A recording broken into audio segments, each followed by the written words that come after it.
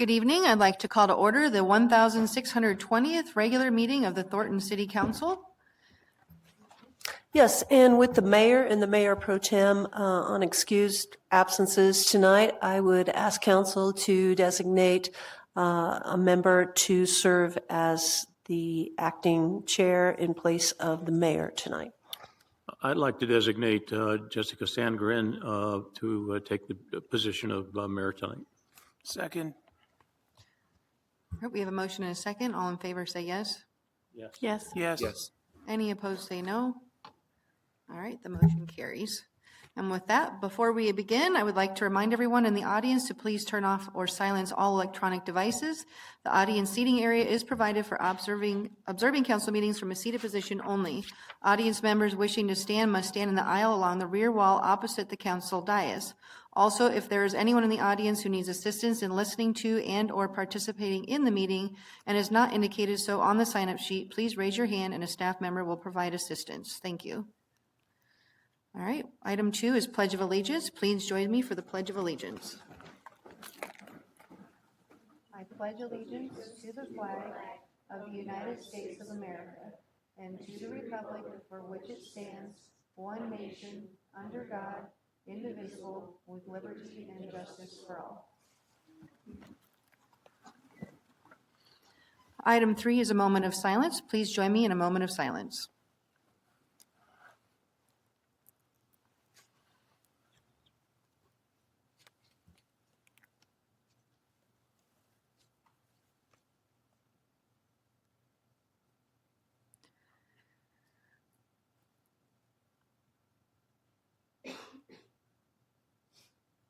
Item 4 is the land acknowledgement. Councilmember Salazar, will you please read the land acknowledgement this evening? Yes. The City of Thornton respectfully acknowledges the land on which we stand is the traditional territory of the Apache, Arapaho, Cheyenne, Comanche, Kiowa, Lakota, Navajo, Pueblo, Shoshone, and Southern Ute tribes and nations who were the original stewards of this land. We honor the history, culture, and contributions, both past and present, of these indigenous nations and tribes. We pay respect to their ancestors, elders, and present-day community members, and extend our gratitude to the indigenous people for their ongoing care and stewardship of the land, water, and resources. We also recognize the lasting impact of colonialism, forced removals, and continued injustices that have affected indigenous communities throughout history and into the present. We also acknowledge the labor of enslaved Africans and their descendants who worked this stolen land for the colonists and who continue to disproportionately face economic oppression, racism, violence, and exploitation. May this acknowledgement serve as a reminder of our responsibility to be mindful and respectful of the land, its history, and the indigenous communities who call Colorado home, and to use it to guide our policies and decision-making for the people of Thornton. Item 5 is roll call of council. Clerk, will you please call the roll of council? Mayor Coleman, Councilmember Acunto, Councilmember Ayala, Here. Mayor Pro Tem Bigelow, Councilmember Martinez, Here. Councilmember Russell, Here. Councilmember Salazar, Here. Councilmember Sandgren, Here. Councilmember Unrein. Here. Quorum is present, Your Honor. Thank you. Item 6 is approval of the agenda. Are there any staff changes to the agenda? We do not have any proposed changes this evening. Thank you. Thank you. Council, any changes to the agenda? I'd like to amend the agenda tonight to add a 7D, a resolution commemorating Domestic Violence Month in October. Thank you. Can I get a motion to approve the agenda as presented with the added amendment? Motion to approve the agenda as amended. Second. All in, clerk, please poll the council. Council, please cast your votes.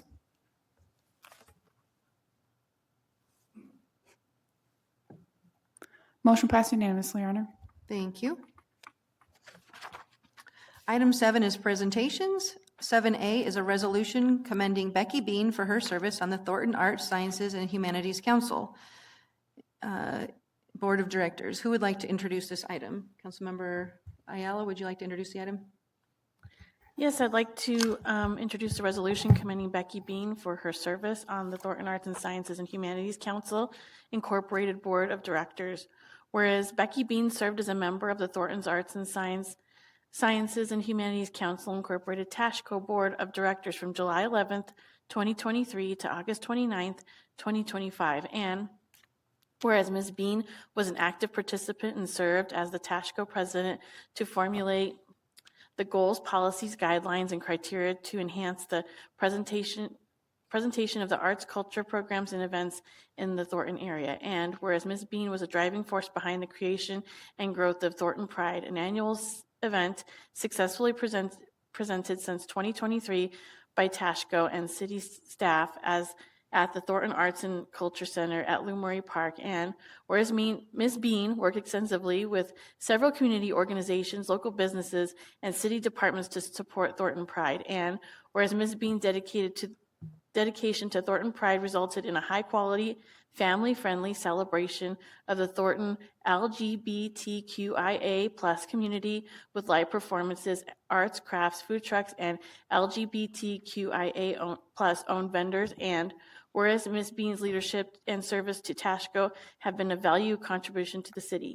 Now, therefore, it be resolved by the City Council of the City of Thornton that Council wishes to express to Becky Bean its gratitude and appreciation for her leadership role, time, involvement, knowledge, and distinguished service to Tashco Board of Directors, and to the citizens of Thornton.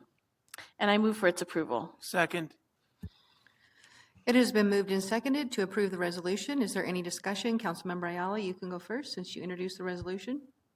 Yeah, I just want to take this opportunity to thank Becky Bean. I know I served as the president of Tashco for quite a few years, and it can be a lot. And I know that it takes some time during your day on a day-to-day basis to make sure that things are running properly with Tashco, to manage all the new things that the residents want you to bring forward, and continue to balance your activities with everything else you have going on, and work with city staff to bring these things to light for us. And so I just want to put it out there and say thank you for all the work you did, specifically with the Pride Festival.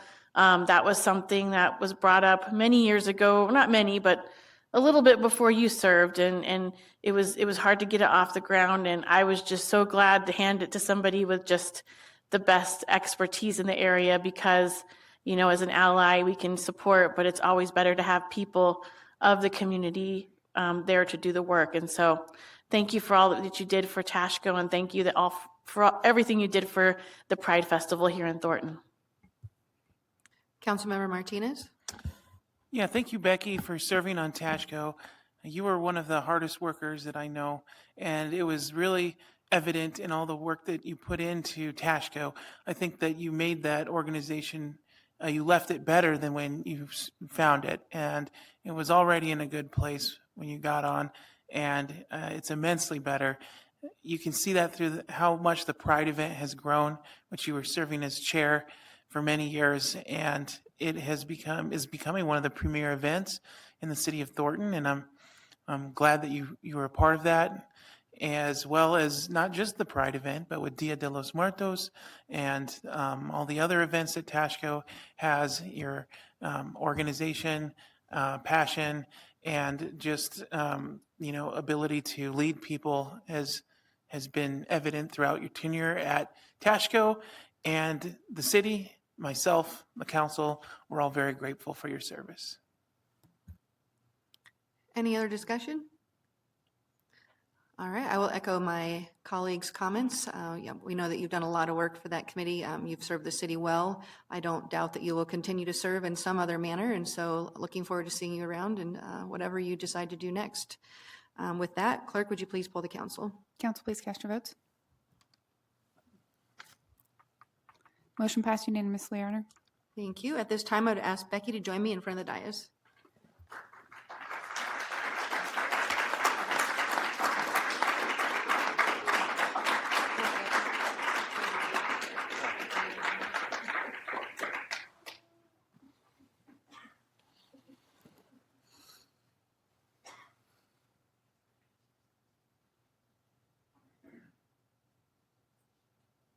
This is on. There we go. Tonight, we are honored to recognize Becky for her outstanding service and lasting contributions to Thornton's LGBTQ+ community as president of TASHCO and chair of the Pride Subcommittee. Your leadership, passion, and hard work in creating and growing the city's annual Pride event since 2023 have built a tradition of inclusive celebration and connection. Your dedication embodies the city's values of diversity, respect, and celebration of all who call Thornton home. Because of your efforts, the city continues to shine as a welcoming place for everyone who lives and works here. On behalf of the council, thank you for all you have done for Thornton. Becky, would you like anything to add to that tonight or have comments? Well, I just want to say, first of all, I'm very sad to be leaving TASHCO, especially early. With work and my other volunteer stuff, it just had to happen. And I just am so pleased and honored to have served on TASHCO, and the current president, Jesse Myers, is doing a wonderful job, stewarding the ship. And so I just want to say thank you, and also big thank you to City Council for this recognition. I know since I finished my term early, I didn't expect it at all, honestly. I was just like, okay, cool. So thank you very much. I'm very thankful. Thank you. Council, please come down for some pictures.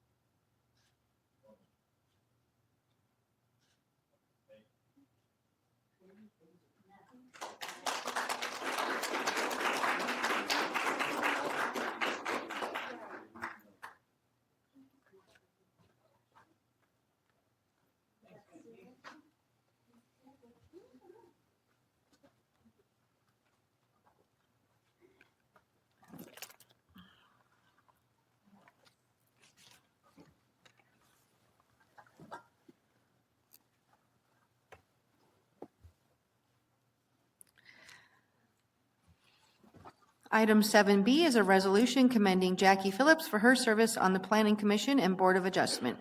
Councilmember Salazar, would you like to introduce this item? I would like to introduce a resolution commending Jackie Phillips for her service on the Planning Commission and Board of Adjustments. Whereas Jackie Phillips served as a member of the Planning Commission and Board of Adjustments from January 2024 to August 30th, 2025. Whereas Jackie Phillips' service with the Planning Commission and Board of Adjustments was marked by a fine record of attendance and accomplishments, and whereas Jackie Phillips played a role in many important decisions involving the granting or denying of various special use permits, annexations, zonings, applications, and conceptual site plans requests, and whereas Jackie Phillips' leadership and service to the Planning Commission and Board of Adjustments has been a valuable contribution to the city. Now therefore be it resolved by the City of Thornton, Colorado, as follows. That the City Council wishes to express to Jackie its gratitude and appreciation for her leadership role, time, involvement, acknowledgement, and distinguished service to the Planning Commission and Board of Adjustments and to the citizens of Thornton.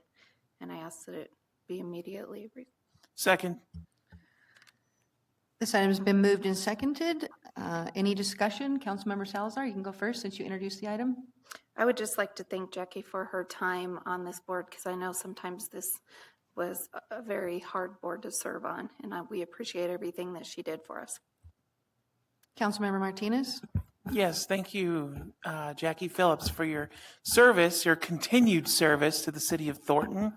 I think your degree of service is unrivaled by anybody that I know when it comes to your community and the city of Thornton and state of Colorado. And I know that you put in all of your effort into the Planning Commission despite all of your commitments to the other parts of the community, and I'm very appreciative to the experience that you brought, not just to the Planning Commission, but to all those around you in the community. Thank you. Any other discussion?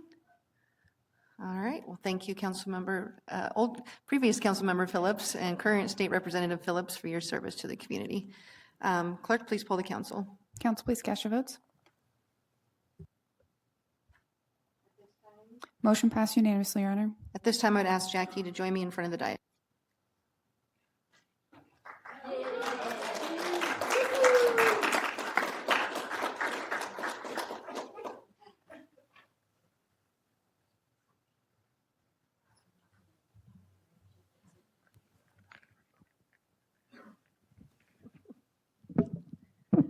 Tonight, it is council's honor to recognize Jackie, whose commitment has left a lasting impact on the community with her service on the Planning Commission. These are no small tasks, as it requires dedication, collaboration, and a deep appreciation for the community.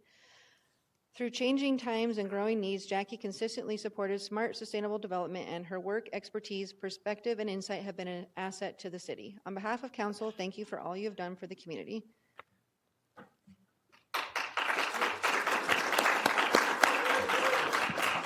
Jackie, would you like to make any comments? Of course.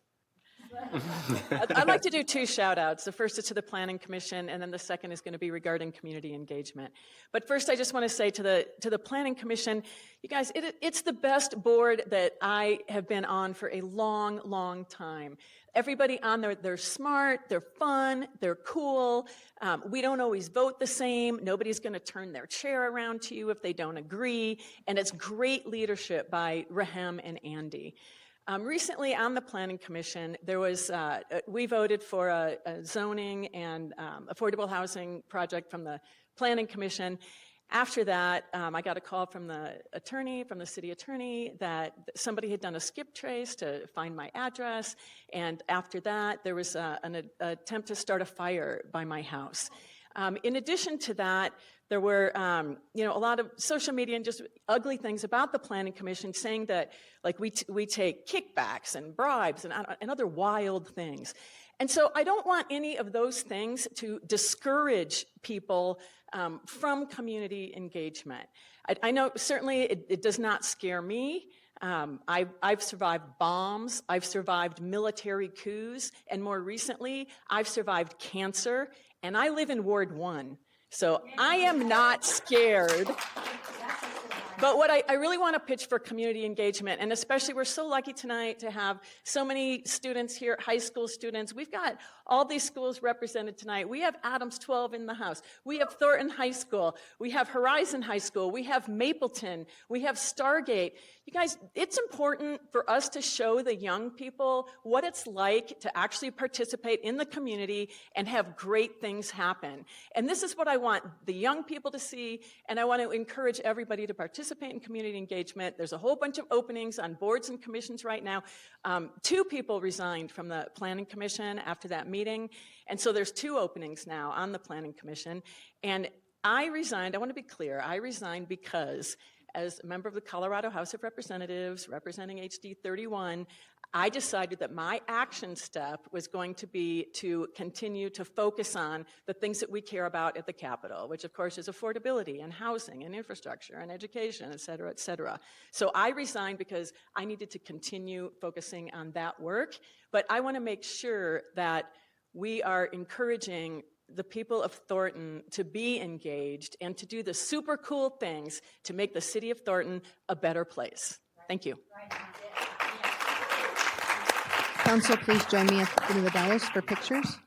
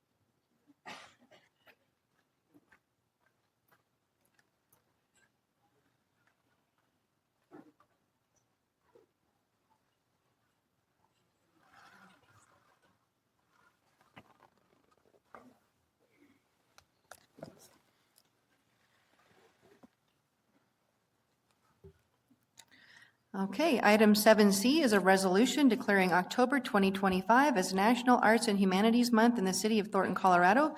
Councilmember Ayala, would you please introduce this item? Yes. Okay. I'd like to introduce a resolution declaring the month of October 2025 as National Arts and Humanities Month in the city of Thornton, Colorado. Whereas the nation's 123,805 nonprofits, culture, and humanities organizations, the National Endowment of the Arts, and the National Endowment for the Humanities, the nation's 4,500 plus local arts agencies, and the Arts and Humanities Councils of the 50 states and the 6 U.S. jurisdictions have regularly issued annual proclamations designating October as National Arts and Humanities Month. And whereas the arts and humanities enhance and enrich the lives of every American, making communities more desirable places to live and work by promoting creativity and expression, shaping community vitality and identity, enhancing understanding between cultures, and beautifying public spaces. And whereas the arts and humanities improve people's mental health by reducing depression, anxiety, isolation, loneliness, and stress through regular engagement in creative activities. And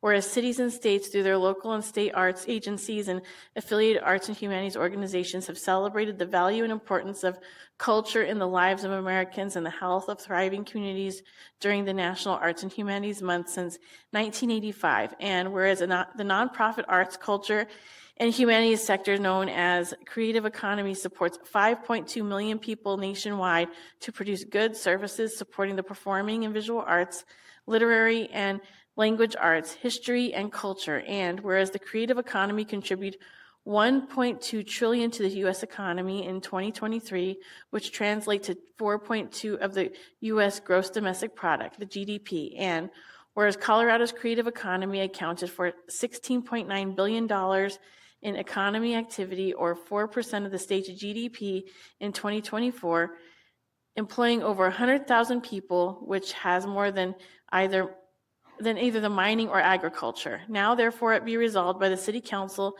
of the City of Thornton, Colorado as follows: that the City Council hereby declare October 2025 as National Arts and Humanities Month for the City of Thornton, Colorado, and I move for its approval. Second. The item has been moved and seconded to approve the resolution. Is there any discussion? Councilmember Ayala, you can go first since you introduced the item. Thank you. I'm sure folks have heard me talk about it endlessly, how much I support the arts and humanities, sciences, specifically arts when it comes to performing arts, music, visual arts for our city. And I think this is just a great way to remind everybody about the importance of the arts in our communities.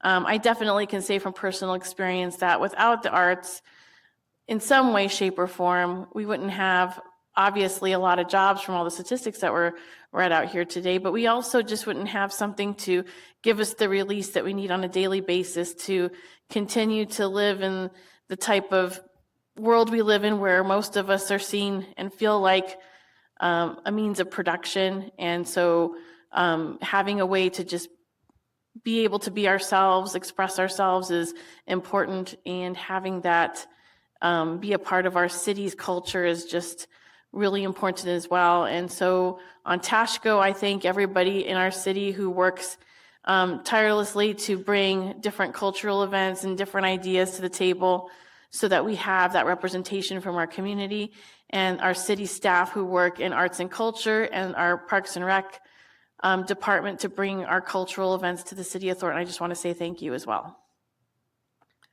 Any other discussion? I would just add my comments as well. I think that we've seen over the years much effort by Parks and Rec staff to implement different types of arts and humanities into our events, and I appreciate just the effort that's been made. I know that Tashko has done a lot of work with the Parks and Rec department to get that done, so thank you for that work, and thank you to Parks and Rec. And with that, clerk, please poll the council. Council, please cast your votes. Motion passed unanimously, Your Honor. Thank you. Item 7D is a resolution declaring October 2025 as Domestic Violence Awareness Month in the city of Thornton, Colorado. Councilmember Ayala, will you please introduce the item? Yes, I'd like to introduce a resolution declaring October 2025 as Domestic Violence Month Awareness in the city of Thornton, Colorado. Whereas the problem of domestic violence impacts countless individuals without regard to age, race, gender, religion, or economic status. As the victims suffer at the hands of a spouse or partner, it affects their children, families, and their entire communities. And whereas the crime of domestic violence violates an individual's privacy, dignity, security, and humanity due to the systematic use of physical, emotional, sexual, psychological, and economic control and or abuse. And whereas victims should have help to find the compassion, comfort, and healing they need, and domestic abusers should be punished to the fullest extent of the law, victims should also have access to medical and legal services, counseling, transitional housing, and other supportive services so they can escape the cycle of abuse. And whereas important partnerships have been formed among criminal and juvenile justice agencies, healthcare providers, allied professionals, and victim services to assist victims of domestic violence and their families, it is imperative to recognize the compassion and dedication of the individuals who provide services to victims of domestic violence and the work to increase public understanding and this significant problem. And whereas everyone has a moral obligation to work to prevent and address the brutal and destructive effects of domestic violence, protecting vulnerable members of our society, and helping to make ending domestic violence a national priority. Now, therefore, it be resolved by the City Council in the City of Thornton, Colorado as follows. That City Council acknowledges the importance of raising awareness of domestic violence in the community and hereby declares October 2025 as Domestic Violence Awareness Month in the City of Thornton. And I move for its approval. Second. It's been moved and seconded to approve the resolution. Is there any discussion? Councilmember Ayala, you can go first since you introduced the item. Yes, this was important for me to read tonight because I have been a victim of domestic violence. And I think one of the things you don't really realize is we see it on movies and we see it on TV and we hear about it through the, gossip and chisme that everybody has out there. But the real thing is that it's really a shame for everybody involved in it. And that includes the victim, obviously, but also it includes the people who become the victimizers, because our society, there's a lot of stress and a lot of things that happen. And again, like I was saying earlier, just kind of being a means of production. And that creates this cycle of just power struggles in your domestic situations, especially when it comes to maybe money or just the way people are raised, specifically men feeling that this is, something that having power and that kind of stuff is important. And so luckily there's a lot of services out there that help folks. I know I've been able to seek help myself in the community through victim advocacy through Adams County, which has been super helpful. I think that it's never something to be ashamed of to ask for help, specifically when it comes to this, because if you haven't been a part of the cycle of domestic violence, it's hard to really know what it's like inside that world. So as somebody who's been through it, I just strongly recommend that if you need help, definitely don't be afraid to seek it. And if you've been a victim, it's always good to get more help if you need it, to talk through some of the feelings that come with that system of abuse. So thank you. Councilmember Martinez? Oh, yeah. Thank you, Councilmember Ayala, for sharing. And I would just like to add that these resolutions that recognize Domestic Violence Awareness Month, I think they are meaningful because it lets everybody know that the City Council and the City of Thornton is aware of the issue and that we are supporters of the victims of domestic violence and that we want to do all that we can to help them. And the City of Thornton does do quite a bit. We've got a fantastic victim advocacy team with the police department, and we've played a critical role in helping get the Family Justice Center with Adams County to reality. And I am proud to say that the Family Justice Center is moving quickly towards opening its phase 1 status in Westminster. And wouldn't have been made possible without some of the leadership that we've had from the city of Thornton, including former police chief Gordon, former council member Kathy Henson, and all else who have served on the board of that steering committee to get that off the ground. And so I just want to let everybody know that we do take this seriously, and that the city of Thornton is doing all that it can to help out the victims of domestic violence. Any other discussion? I would just add also that thank you, Councilmember Ayala, for bringing this forward again. I think it's really courageous that you shared your story, and hopefully that will help others recognize that they're not alone, whatever situation that they're in, and have the courage to come forward or make a change in their life as well. With that, clerk, please poll the council. Council, please cast your votes. Motion passed unanimously, Your Honor. Thank you. Item 8 is audience participation. This is a time for members of the community to speak on any item that is not on the agenda as a public hearing or going to be a public hearing in the future. Pursuant to City Council's Rules of Order and Procedure, speaking time is limited to 3 minutes per person with a 1-hour limit on this segment of the agenda. In-person speakers will be heard first, followed by remote speakers registered before the end of the in-person comment segment. Residents of the city, as indicated on the sign-up sheet, will be given preference in the order heard in each segment. The podium located on the dais, in front of the dais in the council chambers, must be used to offer public comment during the audience participation or public hearing sections of the meeting agenda. In the event of physical inability or preference, the public may offer comment by microphone while seated in the audience seating area. At no time shall public comment be made while traversing the chambers. Ms. Rosenbaum, is there anybody who has signed up to speak under audience participation? Yes, Your Honor, we have 7 individuals in person and no one has signed up online. Okay. Get the first speaker, please. Stephen Matthias, 2076 East 102nd Avenue. Good evening, Council. I didn't actually prepare these remarks, but I am going to try to speak quickly because I do have a lot. First of all, I'd like to thank Councilmember Sandgren for your notice about the bus stops. I agree completely. It was very appropriate to make those changes on this residency restriction bill.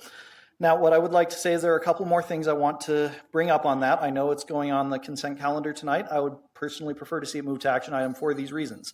First, parks I see as a problem. What we already have as a map with this residency restriction is a map of underprivileged and underserved areas of our community.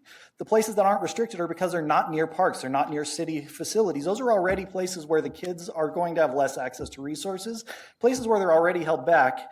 And now we're going to be pushing anyone who's subject to these restrictions into those communities, which, if we are to acknowledge that they make it less safe, we are taking the least privileged, the most vulnerable areas of our community, and we are putting the most dangerous people in them.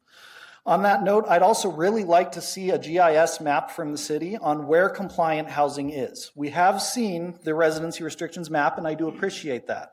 However, that doesn't account for things like zoning.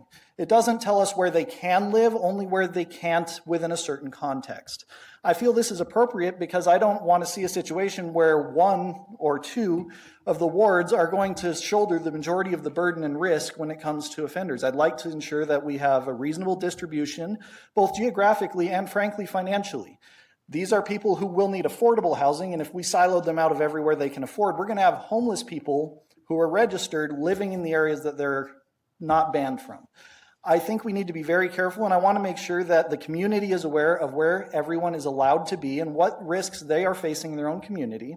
And personally, I'd like not to ever have to make a choice between whether we want parks and facilities for our underprivileged kids or we're going to try and banish people from our community. So please, take a minute to consider it today. I'm not saying don't pass it, but let's make sure that we know exactly what we're passing and who's impacted. Thank you. Thank you. Clerk, please call the next speaker. Sandra Wolf, Ward 1.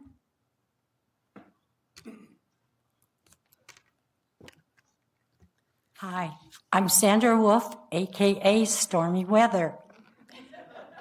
I'm not going to say too much about the tornado warning sirens, except to repeat that many cities in Colorado do have them, while Thornton, the 6th largest, has still declined to protect their citizens from our changing and unpredictable weather.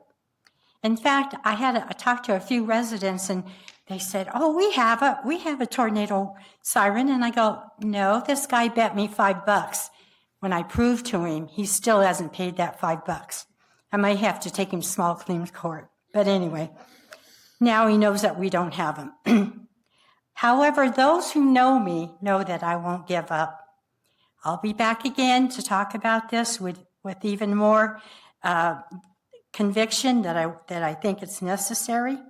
But tonight I'm going to flip the script a little bit. I'm going to talk about an organization that was founded in 1954. I was 3 years old. But you know, they were very active in Thornton, and they're called the Thornton Women's Club. There were approximately 250 members at one time, and their focus was community services and civil improvement. Now, sadly, they only have 3 left because they have passed away. However, they're still going strong, and they are going to have a holiday craft sale on October 24th and the 25th from 9 a.m. to 4 p.m. at 2141 East 95th Avenue. It's the building right next to the city pool.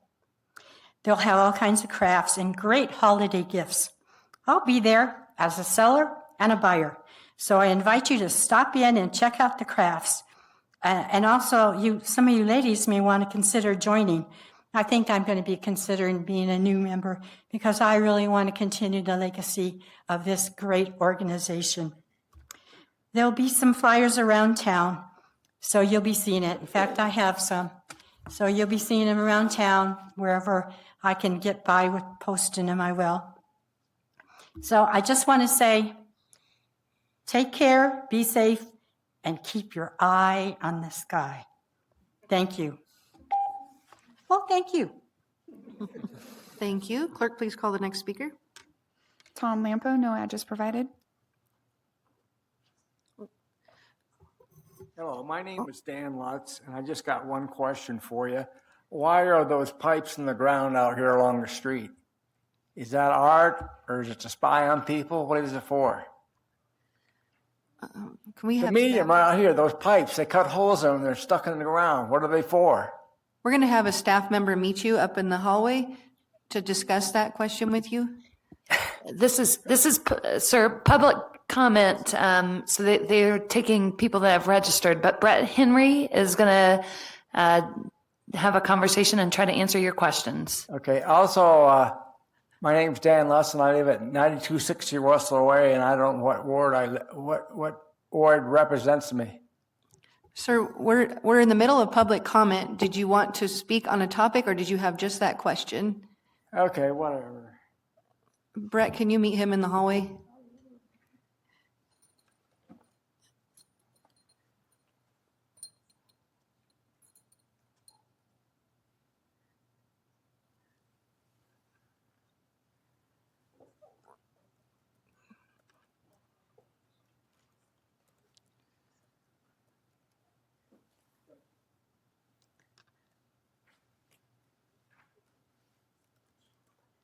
Thank you. Thanks, Tom.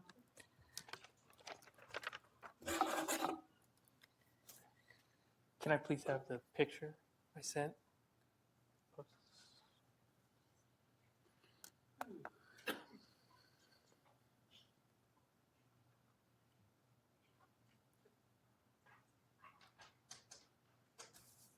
Thank you. I'm Tom Lampo. Hope you and all of Thornton are doing well. Chris, you once mentioned the 1950s weren't that long ago. It's recent history. I believe you Can we mentioned please have the audience quiet? We have someone up speaking. Thank you. I believe you mentioned it making reference to the oppression of that era. But what if I would stand before you tonight and say we need to go back to those times and adopt those social norms or laws because it would be better for our society? If I said the right to vote should only be afforded members of our society that resemble my makeup, that anyone not like me isn't afforded the full rights of our society, whether it be voting or healthcare or any number of freedoms we enjoy. This would make us a better nation. And then I told you I have a large contingency of better than 3 million people to back me, and this number is growing. You would immediately say, that fits what we know about Tom Lampo. You'd label me a racist, a hater. You'd label me a white supremacist, say something like, this is what MAGA and their movement is all about. You might even say something about Charlie Kirk and Turning Point USA. Many of you would want to silence my ability to speak for espousing these views. And you're thinking, I already went over this last time, that I'm speaking about the Choctaw Nation, but you'd be wrong. Today I'm speaking about the Chickasaw Nation. So these aren't my views or MAGA's views or Charlie Kirk or Turning Point USA. This is how the Chickasaw Nation look upon the ancestors of the freedmen or ancestors of former black slaves within their tribe who are supposed to be free. So those of you keeping track of what's taught to our children, please make sure our children learn that these black lives aren't given full rights by the Chickasaw Nation. And you five are lending your voice, your influence to this hate. You're putting the full authority of Thornton, the full authority of the 6th largest city in Colorado, the full authority of 149,000 plus people behind this view that if you're not what they think an individual's makeup should be, then they can't be 100% a part of the community they live in, the community they raise their babies in, the nation they fought beside in battles and wars. The Chickasaw Nation resists recognizing freedmen as citizens, citing their right to determine their own citizenship rules. They believe enforcing citizenship according to its own laws strengthens its sovereignty, even if those laws contradict signed treaties, even if those laws are hateful and racist. In their eyes, freedmen are less, and they are treated that way. Enjoy the rest of your night because you can enjoy everything America has to offer. Thank you. Thank you. Clerk, please call the next speaker. Kathy Henson, Ward 1.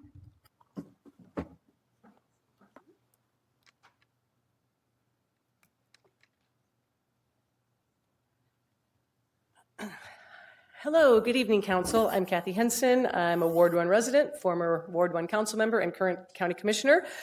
First, I want to congratulate and thank Becky Bean for her service on Tashco, and thank you for recognizing her. I know that she was an integral part to the success of our Pride event, first serving on that subcommittee and then going on to be president of Tashco. So thank you, Becky, for your service and for helping move Tashco along and make them better and better all the time. Also, of course, congratulations to Jackie Phillips, my former city council rep, now state rep, and for all that you do. And Councilmember Martinez alluded to this.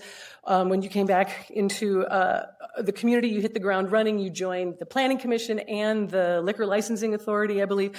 So truly, your example of service is unparalleled, and we just thank you so much for all that you do. And we know you're not going anywhere. You're just shifting, some of your considerable energy to, to other things as being our state rep. So thank you. I want to just address an issue. The last time I was here virtually was September 9th, and when I gave testimony in favor of the Claude Court housing project that was voted on that night. I just really want to follow up on a letter that was subsequently sent. The project was not passed, and that's not why I'm here. There was a letter that was sent by the mayor to community members that was shared pretty widely, and I just want to address a couple things in there because she made mention of feeling really pressured about her vote, and let me just say that that's just public service. I mean, we know that we make decisions in local government that people take very different opinions about, and there's pretty much somebody who's mad at us every day. So that's just the gig, and sometimes it is really uncomfortable. But the thing I want to address specifically is there was some allusion to county commissioners participating in some kind of behavior that way. So I want to state for transparency on the record that I've had 0 conversations with Mayor Coleman about the Claude Court project, but I do stand ready always to meet with her or any member of City Council anytime that's convenient for you that we can get to match our schedules. I think the more communication we have as local leaders, the better. So please reach out anytime. Quickly, I would like to say also thank you for recognizing Domestic Violence Awareness Month here, and thank you for being a partner in the Family Justice Center. It was a great privilege of mine as a council member to help get this project off the ground, and it is a big a big point of pride for me as a commissioner to continue that work. And I also just want to let you know that we will be celebrating our temporary location at our Human Services building on Monday morning, October the 27th. At 10:30, so we invite all the elected leaders here to join us to celebrate that. And lastly, there's going to be a CDOT open house next Wednesday, the 22nd, about Highway 20, I-25. It's at the community center from 5:30 to 7:30. I'll be there. Please come out and talk about safety along this very dangerous stretch of Highway I-25. Thank you so much. Thank you. Clerk, please call the next speaker. Harvey Stahl, 3577 East 140th Avenue.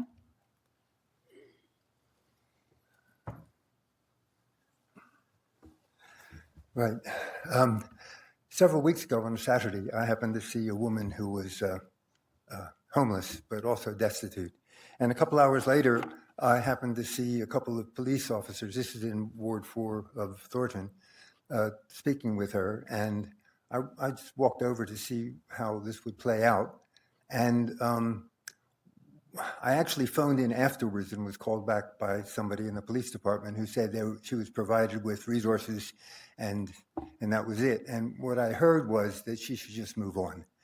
And I thought maybe it would be more effective if we could just transport these people up to some remote part of the mountains and then find an inexpensive way to deal with the body afterwards. There's another possibility, and that is that Thornton's getting to be a bigger city, and it takes some different approach to these things. Right now, there are 3 people with no resources in the Thornton assigned to help these people. And there's a Safeway that's up on 120th, and it's actually not in Thornton, but it's just across the street. It's closing after how many years?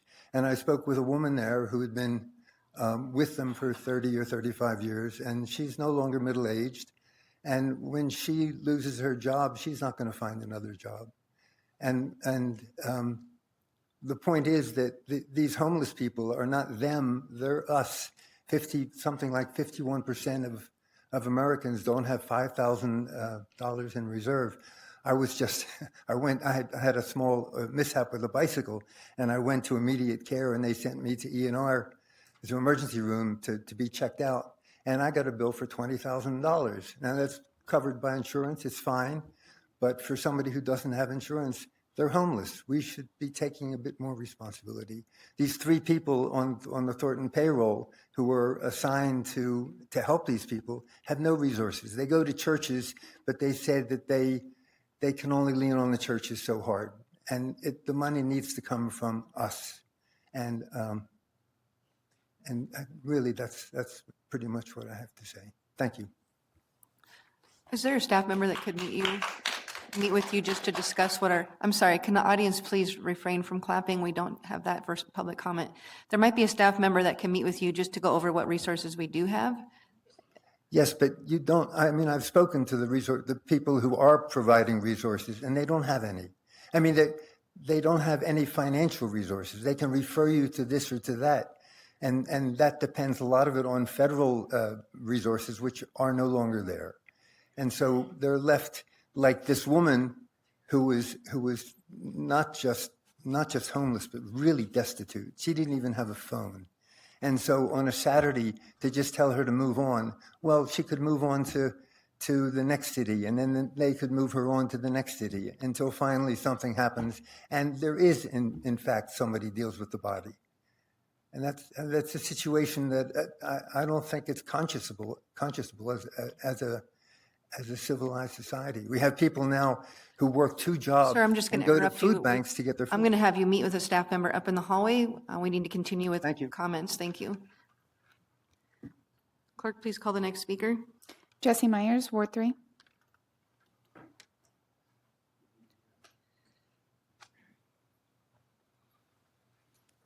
Good evening. I'm a member of TASHCO, but speaking on my personal behalf.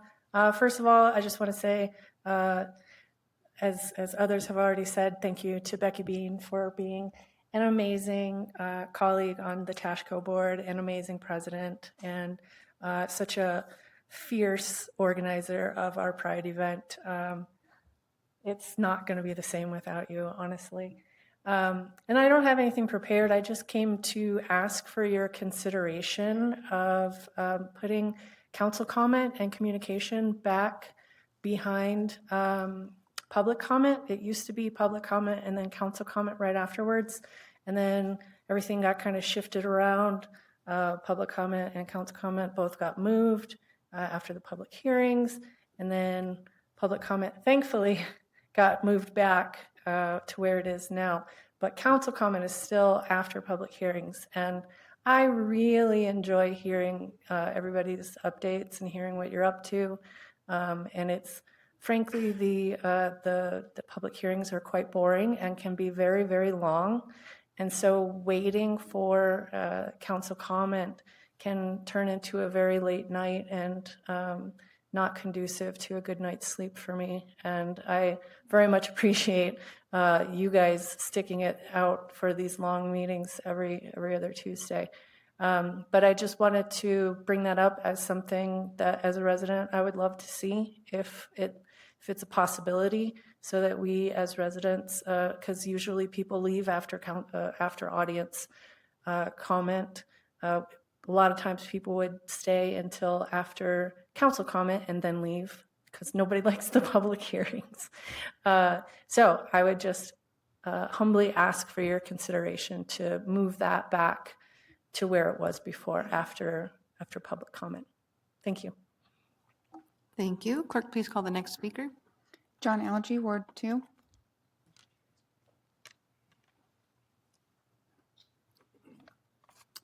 Okay. Good evening, members of council. So John Algie, candidate for Thornton City Council Ward 2. And I want to thank Becky Bean as well and congratulate her and thank her for her service to Tashco and the city of Thornton. I got to serve with her before I stepped down from Tashco a year and a half ago. And to see her growth in this community is beyond amazing. The Pride Festival, which is basically, her creation with Tashco's help, has been phenomenal. And the attendance is getting stronger every year. So, Becky, I commend you and congratulate you and thank you for your leadership. And I wish you well in all of your other endeavors that you are doing right now. So, and you are absolutely amazing. So, we are 3 more weeks until Election Day. Ballots are arriving as we speak. Mine arrived today. I am earning support and votes from my neighbors every single day that I am on the doors. Our next candidate forum will take place next Thursday, October 23rd, 6:30 p.m. at Immaculate Heart of Mary Catholic Church in North Glen. This forum will be for both Thornton and North Glen City Council candidates and will be moderated by IHM leadership. I am once again looking forward to answering questions and having conversations with my fellow Ward 2 neighbors about the issues facing our city. I am the candidate in Ward 2 who is and will always be available, accountable, and accessible. Please check out my website, johnalgieforthornton.com, and on Facebook, John Algie for Thornton City Council Ward 2.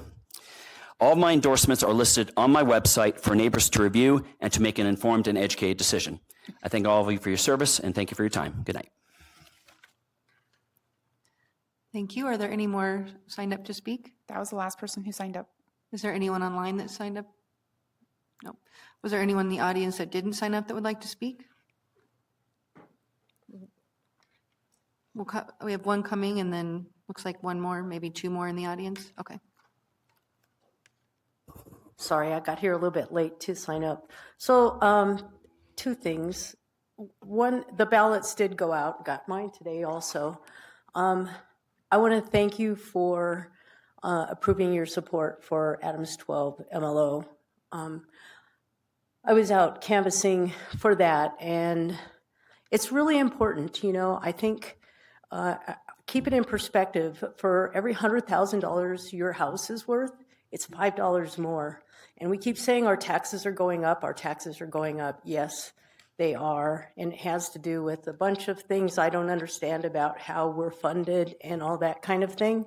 But it's for kids. It's so that they're prepared to move on to other things. And I want you to keep that in mind. You don't want to pay taxes now because you don't have kids, but then you better pay for more police and stuff like that, because if we don't get them prepared, we want young people in the community that can help support themselves, which is pretty darn difficult. I am a working professional, and if you're a single person, a single income house, your mortgage is the same as a 2-income house. So we need to get people prepared and get them interested in different fields and things like that. And Adams 12 has a lot of great teachers. We don't want to lose them for different reasons. And we don't want to lose the funding for kids. We want to keep the programs going. There are a lot of really good programs. And then you brought up a good point. I really like hearing the council comments. And I would also like to support bringing that back towards the beginning. I'm getting older, and need to get starting to retire so I can retire at night so I can get up early in the morning to start over with kids. So in the evening, sometimes I'll go home and finish it on TV, but I'd rather be here for it. So thank you. All right, there were a couple still in the audience that wanted to speak. Coming up.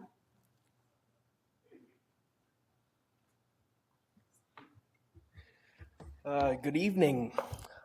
I have come to speak about a very hot topic in the sense of school funding. And I begin to ask by saying that the foundation for our communities, not just locally, but nationally, are all dependent upon the youth. More than anything, we want to support these young people, and we want to give them as many materials as they physically can be given in order to become successful members of society. I've come to speak on ballot issue 5B, the mill levy override for particularly the Adams 12 5-star schools school administration. So I don't think it's really much for many people to pitch in just a little bit more for our communities to be able to thrive much more. As many people may know, even the past few months, we have received many budget cuts, both state and federal. These budget cuts have been as a result of even poor budgeting in some standards, but in others, simple lack of money. There were 150 layoffs of faculty members in Adams 12 5-star schools. These are teachers, these are counselors, these are staff members that we need. And if it can mean anything to you, that we get $515 million in bonds from the state to help support our schools. And though I am only a student, I am not a voter, as many of you may know. It would mean so much to me and to thousands of other students if this bill were to, if this were to pass through in the November elections. Thank you. Thank you.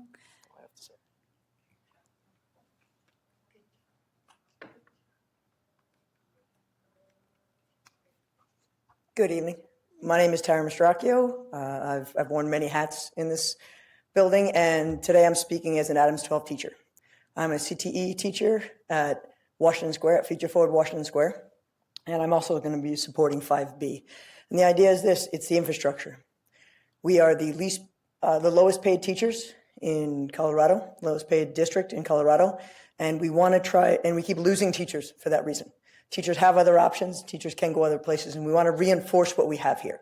Because what we have here is an amazing framework without the actual support. And 5B will help us get the support for that structure. It'll give us the infrastructure for that framework we already have. And we'd like to see that become stronger because all the energy and time that was put into the framework in the first place. And I know the people I work with who are phenomenal, and the systems that we're creating are mind-blowing to everyone I talk to about the systems that we're creating in Future Forward and in CTE, and other regions actually want to send students to us because it's so, to create a labor force again, which I know is actually from the top down in the state of Colorado, a priority. So, and I also want to say thank you to, of course, Becky for all her hard work, and of course, Representative as well, and acknowledge that and show some appreciation. Thank you. Thank you. Looks like we have one more.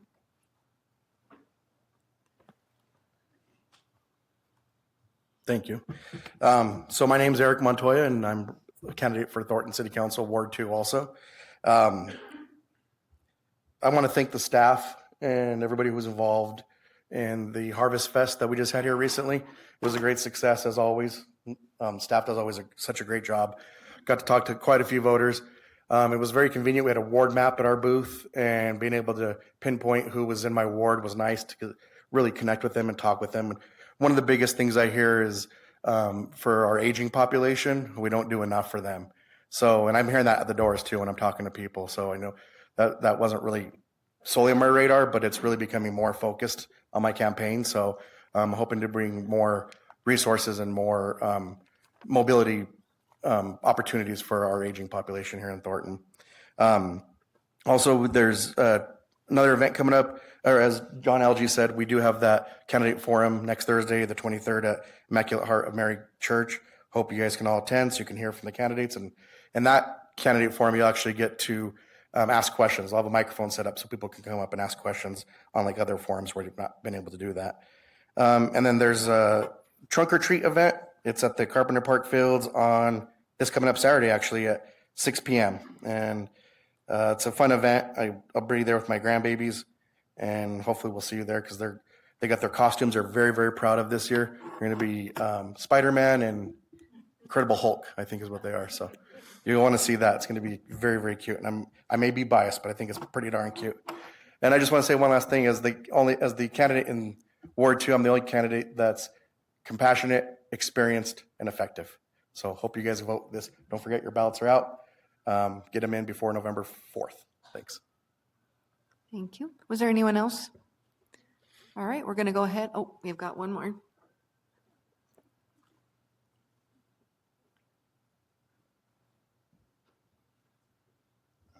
Hello, my name is Greg Gill. I'm a resident of the city of Thornton. My home address is 9300 Yucca Way here in Thornton, obviously Colorado, 80229-3936. And my volunteer phone line is 303-694-7265 if anyone else would like to volunteer for nature, humanitarian, animal, and sea life causes that are completely all nonprofit. I do need to let everyone know that I am completely retired from my government job, so that is in my past. And basically, there's two things I wanted to address today. Firstly, that I think for this meeting needs to be probably 3 hours long, where the residents speak for the first hour and have interaction with the committee members like the staff members of the city of Thornton do. Because it just seems like now when a resident is wanting to have interaction, they're just deferred to a staff member to speak individually. And really that doesn't seem very effective or fair whatsoever. Okay, the other topic I'm wanting to discuss is as far as the public schools. I don't even watch the news anymore, and I haven't for months. I just watch nature videos. But I'm concerned about all the violent things that have happened in our public schools. And so I really encourage that at this point that it turn into homeschooling for up to 3 houses to congregate in together, and all the teachers become traveling teachers. And I think that would basically help end the violence that's happening in the public schools. So just a suggestion, I thought I'd just throw it out. Thank you very much. Thank you. All right. Oh, one more. They're trickling in tonight.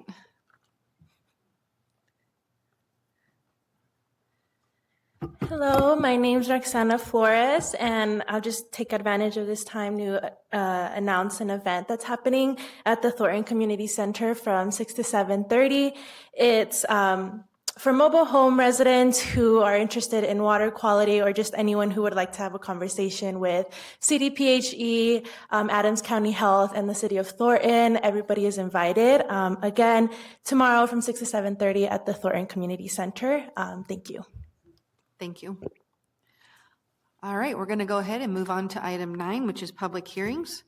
At this time, I would ask anyone in the audience intending to give testimony, including citizens who have signed up to speak, to please stand so you can be sworn in. Please raise your right hand. Do you hereby swear or affirm that your testimony before this council will be true and correct to the best of your knowledge and belief? Thank you.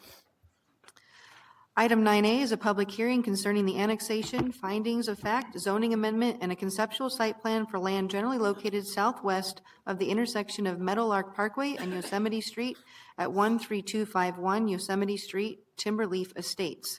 The public hearing is opened at 8:05 p.m. Colin Wahab, Principal Planner, will present this item. Yes, thank you, Chair and members of council. Colin Wahab, planner on staff, office is located at 9500 Civic Center Drive, and I have been sworn.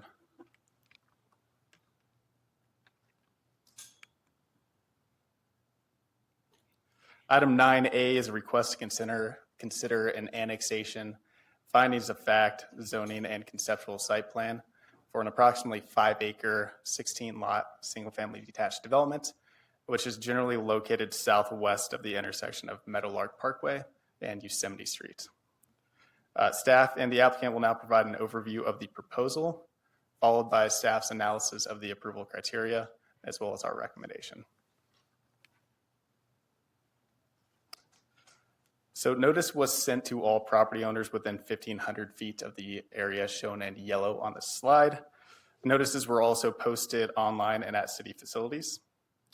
Additionally, all special districts were mailed notice of the annexation public hearing, and 4 publishes in the North Glen Thornton Sentinel occurred in accordance to state law. Additionally, the applicant met all physical signposting requirements, and these notice documentations have been submitted electronically for the official public record. So this is an aerial image of that same map to help provide some perspective of the surrounding developments. The north and west side of the site is surrounded by the Timberleaf development, which was platted in 2019. And at the top of the screen, you can see the Roger Quist Middle School. And on the left-hand side of the screen, you can see Brantner Elementary. To the south and west of the site is the Glen Eagle Estates neighborhood, and also a pocket of unincorporated Adams County property, which you can see in gray. And then to the east of the property is the Riverdale Ridge High School. The site currently contains 2 existing single-family detached homes, which were constructed in 1904 and 1917, both of which are currently in a state of disrepair. The site also has several accessory structures, such as a detached garage and several sheds. Additionally, there is an existing 60-foot tall cell tower with associated equipment on the property.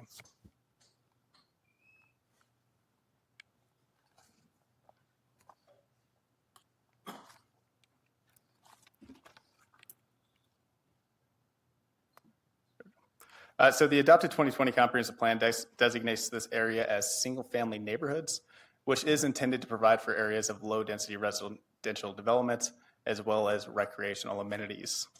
While this proposal will not have any recreational amenities due to the relatively small scale of the development, the applicant would be responsible for a public land dedication in lieu fee that is currently set at $29,899. So the first 2 considerations for tonight's public hearing is the annexation and the associated findings of fact for the property. The proposal aligns with the Municipal Annexation Act of 1965, and 68% of the site perimeter is adjacent to the City of Thornton's existing boundaries, which far exceeds the minimum requirement of 16.67%. Additionally, state law requires zoning within 90 days of the annexation ordinance effective date, which leads us to the 3rd consideration for tonight's public hearing, which is for the concurrent zoning of the site. The applicant is requesting a single-family detached zoning designation, which is in compliance with the applicable regulations at the time the application was submitted. Under the 2025 reenacted development code, this designation would change to single-family detached legacy, which are essentially the same district. Both are supportive of the proposed development of 16 single-family detached lots. The zoning designation is also consistent with the comprehensive plan designation of single-family neighborhoods as discussed in the previous slide. The fourth consideration for tonight's public hearing is the associated conceptual site plan. The proposal includes the removal of the 2 existing homes as well as the associated accessory structures. The cell tower, however, is proposed to remain, but would be subject to 2 conditions of approval, which are outlined in the annexation agreement. These conditions aim to address the non-conforming status of the height and the design of those towers, or that tower. So quickly, the first condition is that the operator receives approval of a special use permit under the 2025 Reenacted Development Code and bring the sites into full compliance of the city development regulations. And that would be by a deadline of December 6, 2026, which is the current expiration of the conditional use permit that they received from the county. The second option would be to elect to abandon the facility by July 22nd, 2041, which is the date that the current lease expires. The conceptual site plan also outlines the layout of these 16 proposed single-family detached homes and continues east 132nd Drive to the east. That roadway access will also include a stub to the unincorporated property to the south. In case it is annexed and developed at a future date, it would have an option for a second point of access to the street. And with that, I would like to pass over the presentation to Doug Small, who is the applicant and the owner of the property.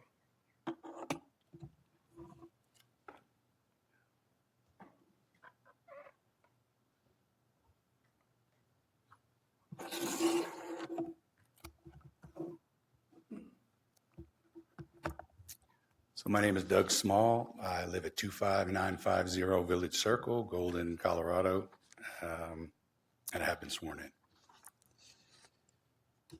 As I mentioned, my name is Doug Small, and my wife and I are currently the owners of the property located at 13251 Yosemite Street. We've been working with the City of Thornton to annex, rezone, and get conceptual site plan approval for the proposed subdivision of our property, also known as Timberleaf Estates.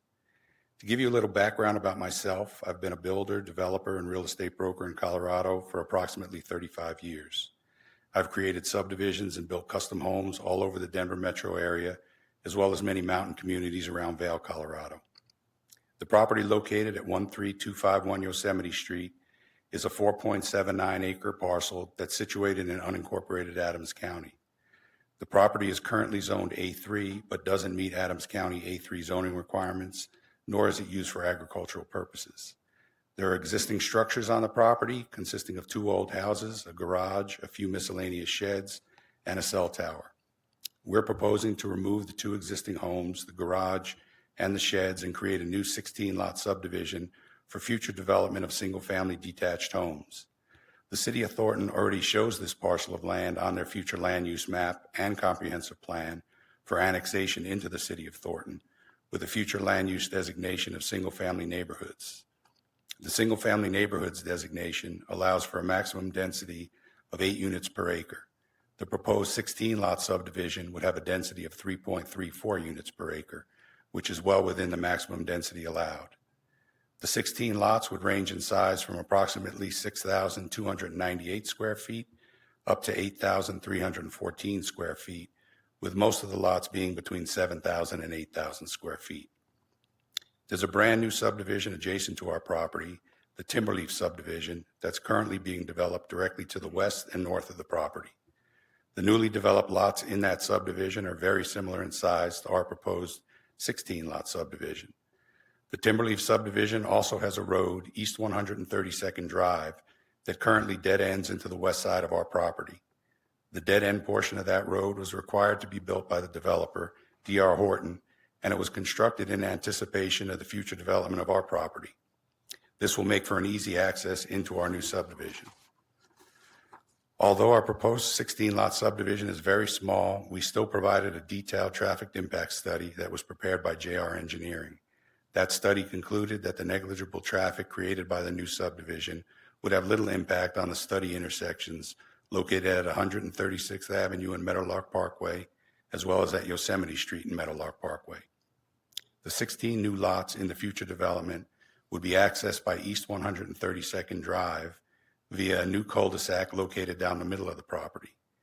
Approximately halfway down the cul-de-sac, there will be a stubbed-in portion of a road heading south that will be used as a secondary access point for the property located to the south, if that property should ever get developed in the future. There will also be an emergency access road from the end of the cul-de-sac out to Yosemite Street as required by the fire department. The existing cell tower on the property will continue to be accessed from Yosemite Street as is currently the case. All the necessary utilities for this future development are easily accessible in Yosemite Street and East 132nd Drive. Our proposed 16-lot Timberleaf Estates subdivision will meet the requirements of the City of Thornton Comprehensive Plan and will be consistent with the future land use map. It will also blend in well with the surrounding neighborhoods and would make a positive addition to the City of Thornton. And now let's take a look at the PowerPoint slides to help visualize how our proposed subdivision lays out from an aerial view.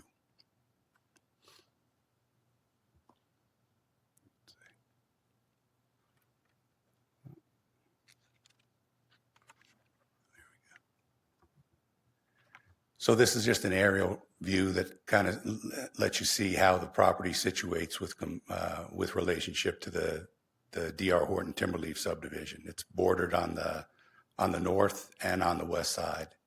Our property is bordered on the west and the north side by the new Timberleaf subdivision.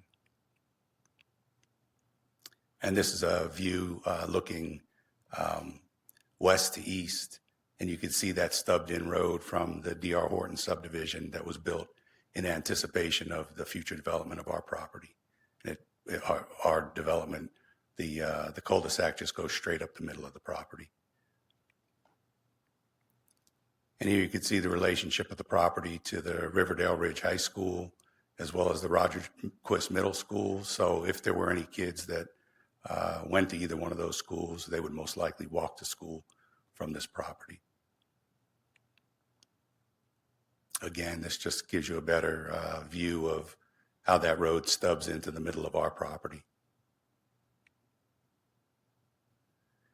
And this is the conceptual site plan, which pretty much shows how it's a pretty basic subdivision, just one cul-de-sac down the middle. We do have that road that stubs into the property to the south in anticipation of that property getting developed in the future, which would allow a secondary access point. At the front of the property, we've got our detention. And this just shows a side-by-side. If you took that conceptual site plan and just laid it right in the middle of that property, that gives you a better idea of how that would be situated on the property. And as Colin said, the property is on the future land use map already, shown as single-family neighborhoods. And this gives you an indication of the 4 different exit points. If you were to leave the property and you didn't want to exit on Meadowlark Parkway and Yosemite Street during maybe the school rush hour, you can exit at Meadowlark Parkway and 136th Avenue, Trenton Street and 136th Avenue, or Uinta Street, which would take you down to 128th. And that's it.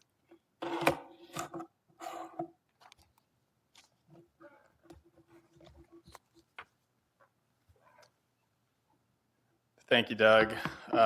So a neighborhood meeting was held for this proposal on September 16th, 2024. Notice for this hearing included approximately 203 property owners, and we had approximately 9 residents attend the meeting. In general, questions were raised about the type of housing proposed for the site and whether the architecture would be compatible with the Timberleaf neighborhood to the north. Additionally, there were concerns expressed about traffic in the area, particularly given the proximity to the 27J schools. Additionally, staff did receive 4 letters of opposition that were included in the public packet for this hearing. These comments expressed concerns about the proposed additional housing with a preference that the site remained undeveloped or developed as a public amenity. Additionally, 2 letters mentioned concerns about the city's financial ability to maintain the ongoing public infrastructure. And there were also several letters that mentioned the potential concerns for increased traffic, especially during the pickup and drop off at school. The Planning Commission held a public hearing on September 16th, 2025 to review the annexation, zoning, and conceptual site plan.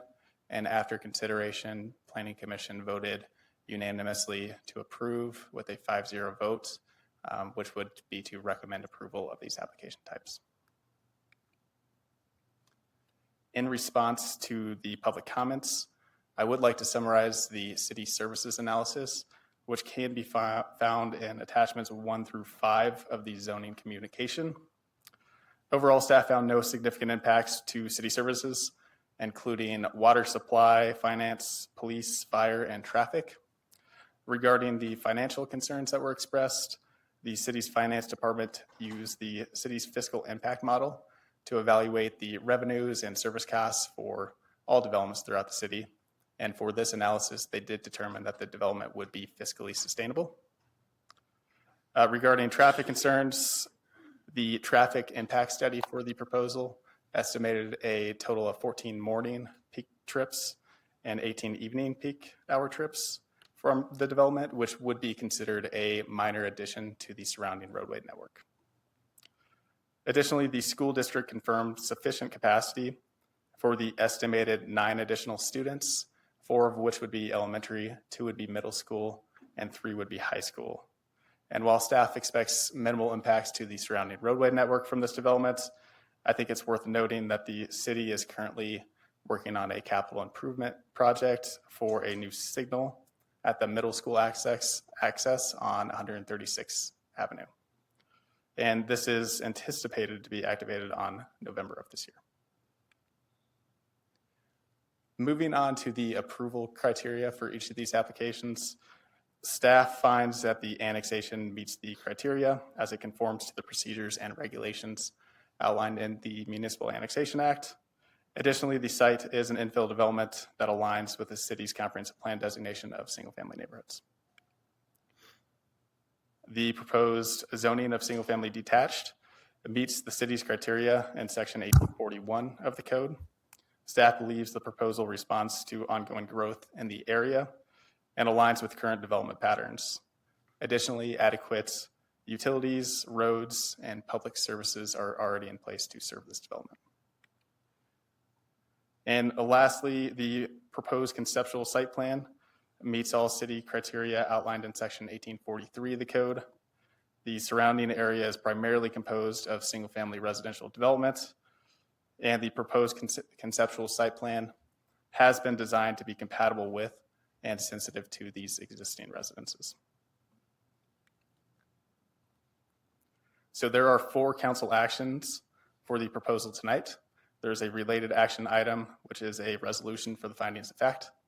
There's an ordinance for the annexation, ordinance for the zoning, and a resolution for the conceptual site plan. Staff recommends approval of these applications based on the applicable criteria contained in sections 1840, 41, and 43 of the code, which are pertaining to annexations, zoning amendments, and conceptual site plans. With that, that concludes the presentation. Staff is available for any questions, as well as the applicant and their team. Thank you. Council, are there any questions of staff or the applicant at this time? Councilmember Unrein. With regard to the property that has the buildings on there right now, the farmhouse and the outbuildings and what have you, is that currently occupied or is that abandoned?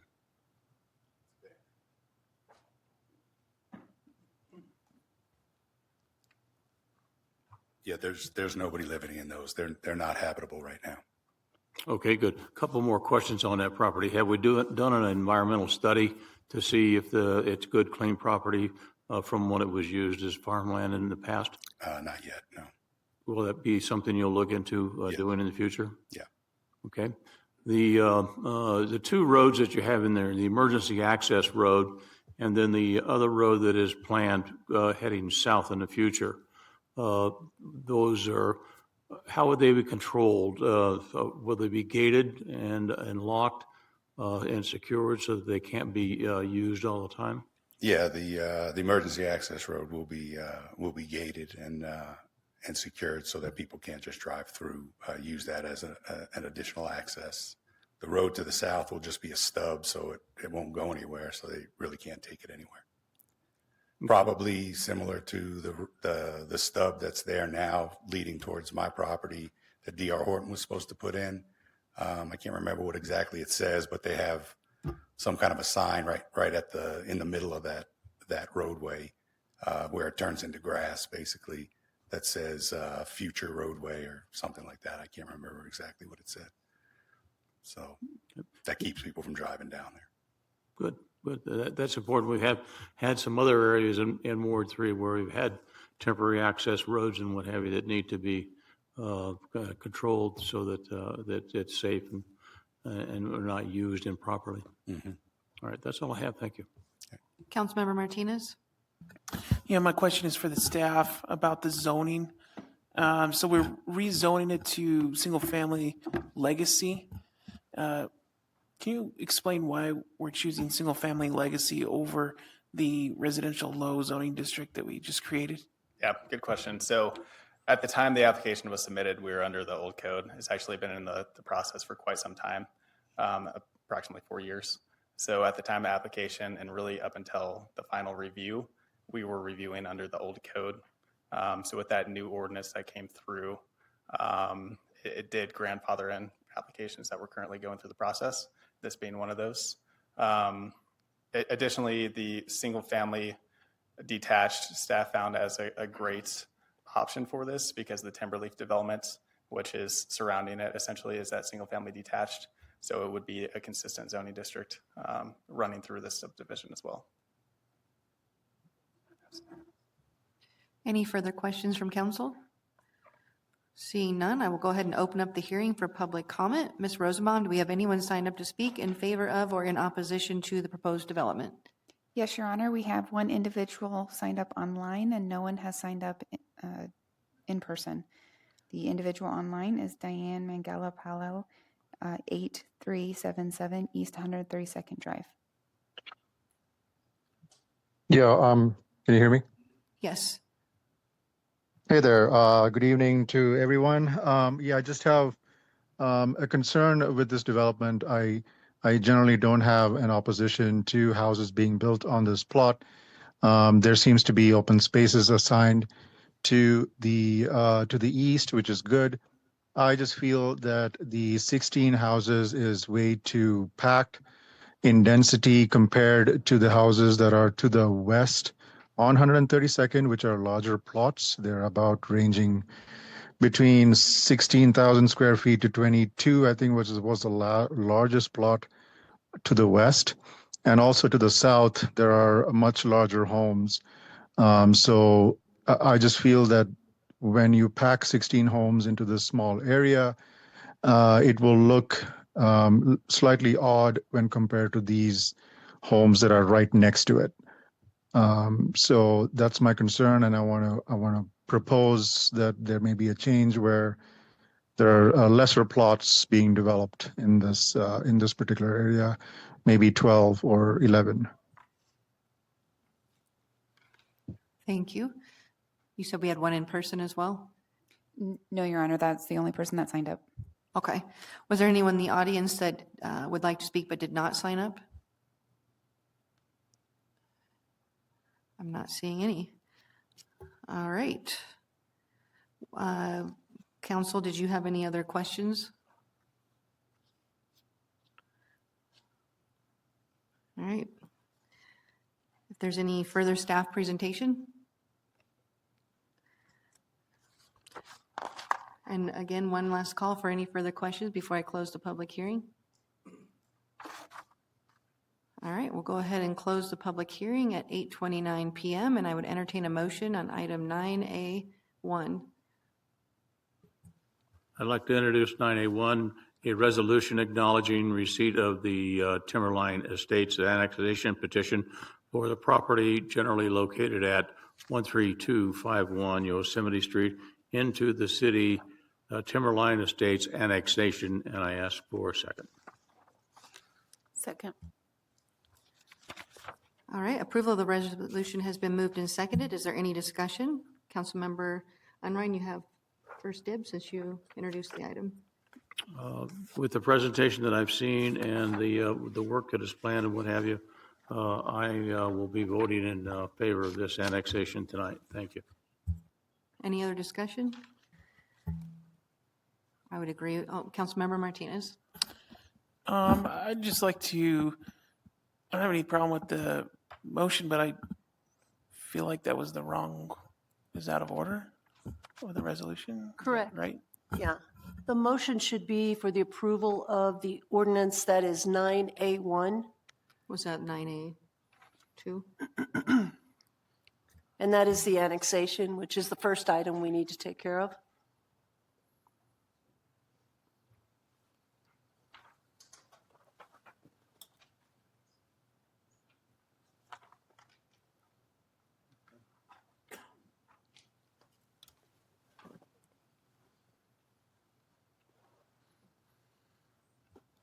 Okay, would you like me to read that then? Yes, Okay. a new motion. If you'll Because withdraw. that was part of the, what I read was part of the content that was in the work that I pulled out from there. So there was a couple of Correct. different And pieces that's of information. incorrect, council member. Sorry about that. Okay. Yeah, we need to approve this ordinance on annexation first, 9A1.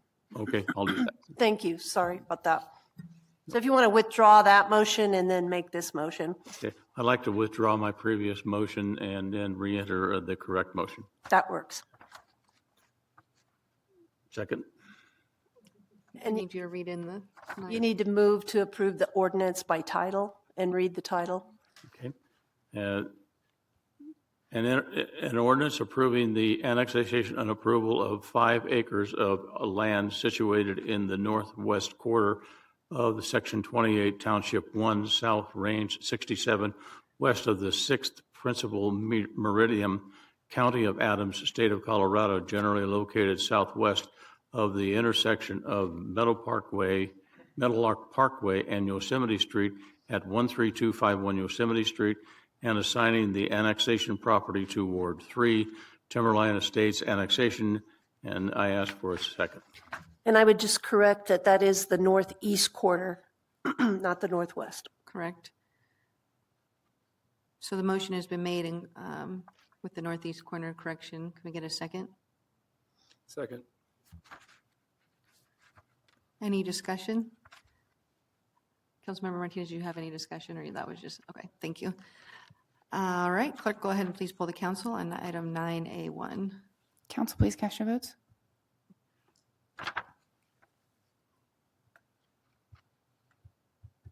I'm waiting for one more vote. Motion passed unanimously, Your Honor. Thank you. I would also entertain a motion on item 9A2. Councilmember Unrein. Okay, item 9A2, a resolution adopting certain findings of fact for the annexation of certain unincorporated territory of approximately 5 acres of land situated in the northeast quarter of the Section 28, Township 1 South, Range 67 west of the 6th Principal Meridian, the County of Adams, State of Colorado, generally located southwest of the intersection of Meadowlark Parkway and Yosemite Street at 13251 Yosemite Street, and assigning the annexation property to Ward 3, the Timberline Estates annexation. And I ask for a second. Second. A motion and a second has been made. Any discussion? Councilmember Unrein, you can go first since you introduced the item. I'll be voting in favor of this also. Thank you. Thank you. Clerk, please poll the council. Council, please cast your votes. Motion passed unanimously, Your Honor. Thank you. I would entertain a motion from item 9A3. Councilmember Unrein. 9A3, an ordinance approving a zoning amendment for approximately 5 acres of land generally located southwest of the intersection of Meadowlark Parkway and Yosemite Street at 13251 Yosemite Street, the Timberline Estates annexation, and I ask for a second. Second. And that's Timberleaf Estates, and we've got a motion and a second. Any discussion? Councilmember Unrein. I'll be voting in favor of this item 3 also. Clerk, please poll the council. Council, please cast your votes. Motion passed unanimously, Your Honor. All right, and I would entertain a motion on item 9A4. Councilmember Unrein. Item 9A4, a resolution approving a conceptual site plan for the approximately 5 acres of land generally located at the southwest of the intersection of Meadowlark Parkway and Yosemite Street at 13251 Yosemite Street, which is the Timberline Estates annexation, and I ask for a second. Second. We have a motion and a second. Any discussion? Councilmember Unrein. I'll also be voting in favor of item 4. Thank you. Anyone else? Clerk, please poll the council. Council, please cast your votes. Motion passed unanimously, Your Honor. Thank you. And just to clarify, that was Timberleaf. Yeah, thank you. Timberleaf. Oh. Moving on to item 9B is a public hearing concerning an ordinance amending the city's oil and gas regulations set forth in Chapter 18, Article 5, to provide regulations for oil and gas facilities. The public hearing is open at 8:36 p.m. Tammy Yellowco, City Attorney, will present this item. Please state your name, address, and whether you've been sworn. If you have not, please respond to the clerk after she gives the oath. Thank you. I'm Tammy Yellowco, the City Attorney. The council asked us to take a look at our existing oil and gas regulations, and we have done that. And as a first step, we are recommending an ordinance which would allow the city inspection authorities so that we can go on site and take a look at the oil and gas facilities within our jurisdiction. So let's see here. Purpose, again, is to describe for you what is in this ordinance and to answer any questions. First of all is a map of Thornton's oil and gas facilities. This was put together by a private consultant who took a look at all of the state's records and determined what wells existed within the city of Thornton. You will note on this map that the majority of our well sites are in the northeast sector or the north sector of Thornton. We have 31 active wells. These are producing wells, or they're wells that are temporarily abandoned but could be operated again, or they are shut in and would require certain actions by the state to begin producing again. Thornton also has 233 plugged and abandoned wells. These are wells that are no longer in use and were plugged and abandoned in accordance with the state law that was in place at the time they were plugged and abandoned.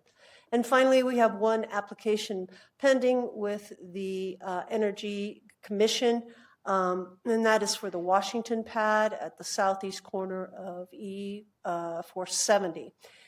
And that pad, let's see, the city approved a development agreement for that pad 4 years ago. Its development has been on hold given an eagle's nest that was on that site. We just heard this week that, in fact, the tree in which that eagle's nest was situated fell down. And so now we anticipate that that operator extraction will go back to the state commission and ask for its plan to be approved and to begin drilling. So we may see activity on that one pad in 2026. So state law authorizes local governments to adopt necessary and reasonable rules to regulate the surface impacts of oil and gas operations, to protect and minimize adverse impacts to public health, safety, and welfare and the environment. This authority includes monitoring and inspecting of oil and gas facilities subject to city regulation and to impose inspection fees. We currently have oil and gas regulations in Chapter 18, Article 5 of our code, and those were adopted in 2017, and they were reenacted with no changes in 2025.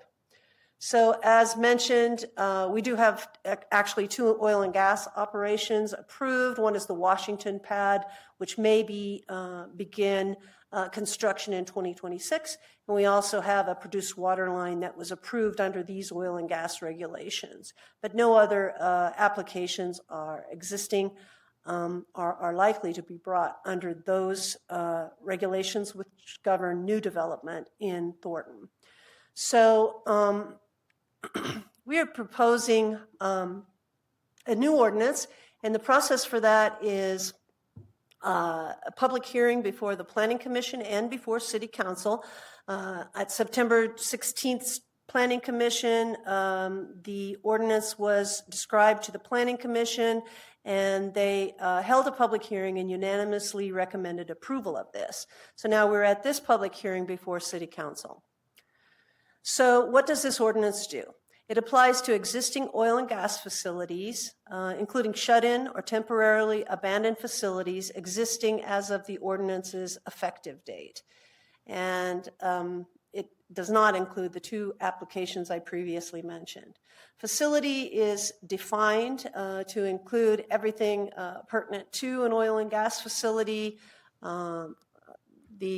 everything pertinent to exploration, production, withdrawal, treatment, processing of crude oil, condensate, waste, or gas, including the use of any heat extracted with produced fluids. This definition comes from the Colorado Energy and Carbon Management Commission and is broad enough to cover, we believe, all the facilities that would be on site at these facilities in Thornton.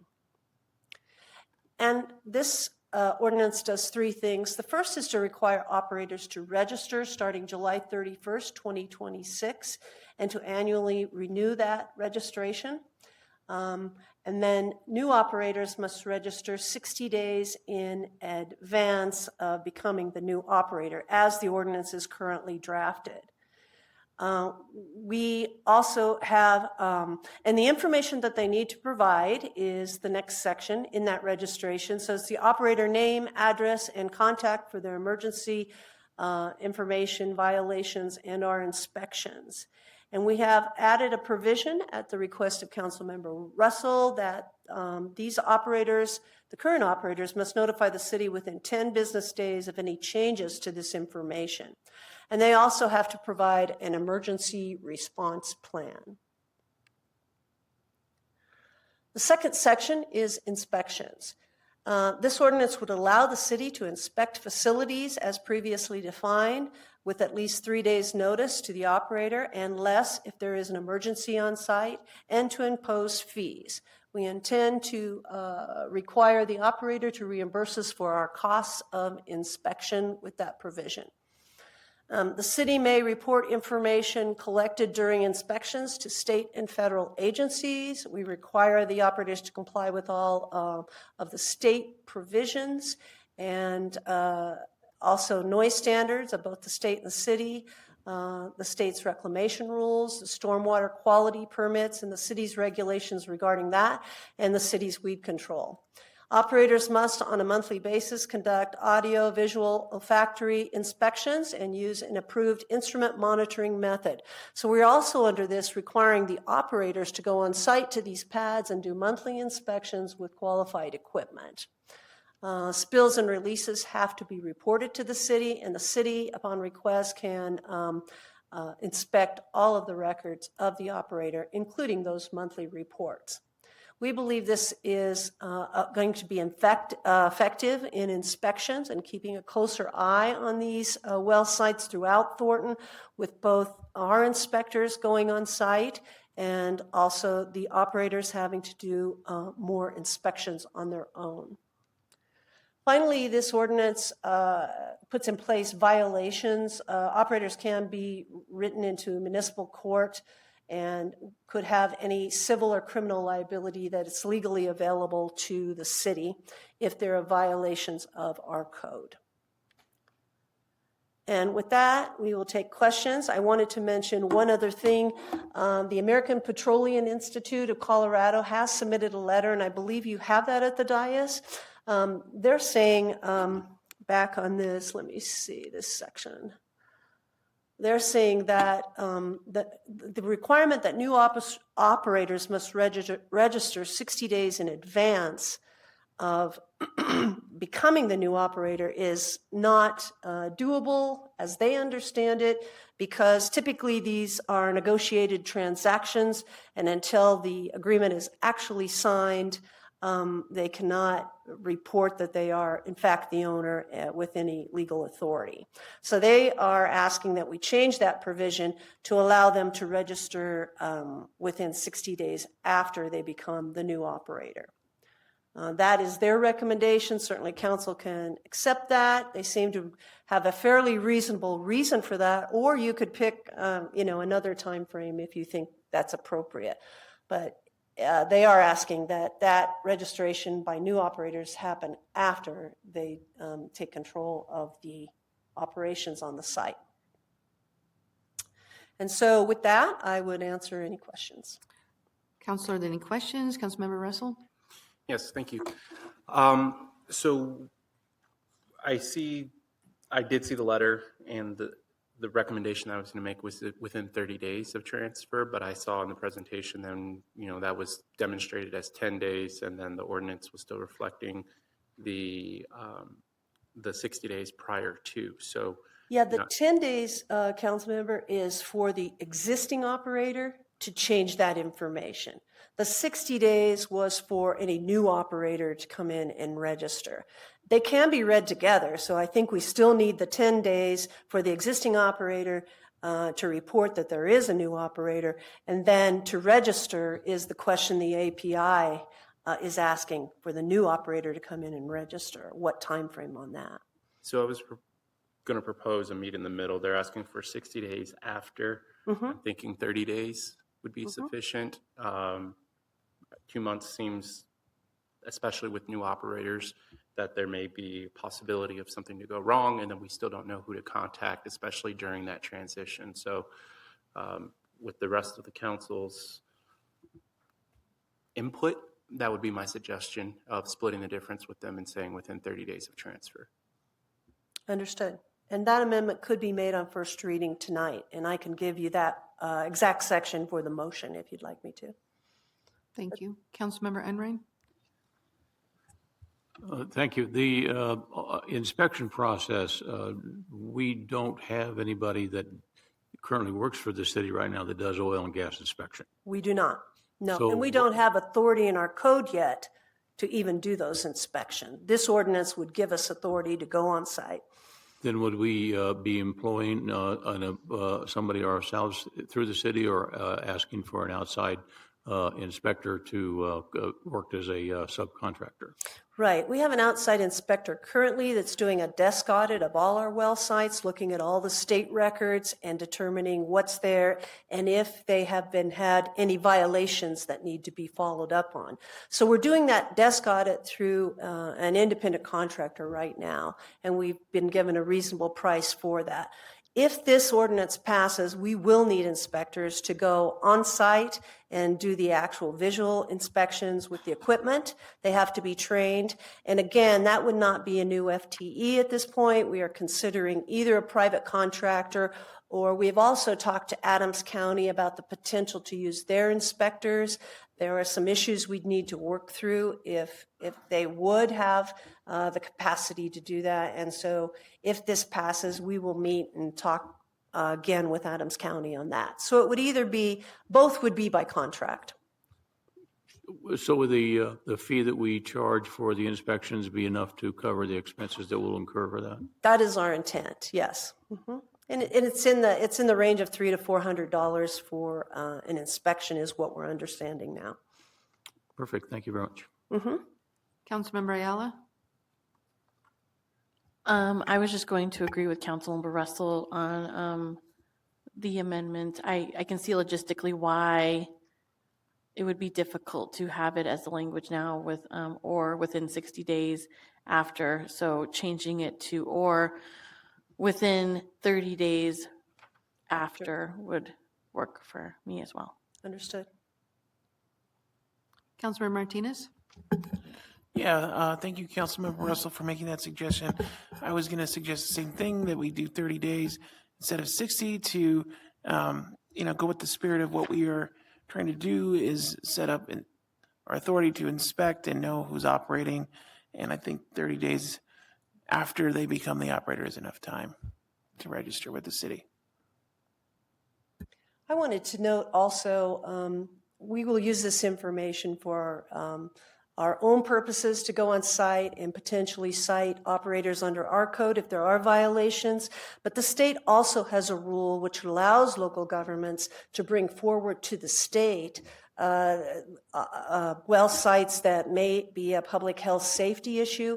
And if you're successful at a hearing before the state, then the state could order these wells to be plugged and abandoned. So that's a very important tool that we intend to utilize too in the city attorney's office. If we see these violations and we believe they are enough to be public health safety issues that we can bring forth under the requirements of the state's Rule 211, we will pursue plugging and abandoning of some of these wells potentially. Any further questions from council? Seeing none, I will go ahead and open up the public hearing or the public comment section of the public hearing. Ms. Rosenbaum, do we have anyone signed up to speak in favor of or in opposition to the proposed ordinance? No, Your Honor. Okay. Was there anyone in the audience who would like to speak but did not sign up?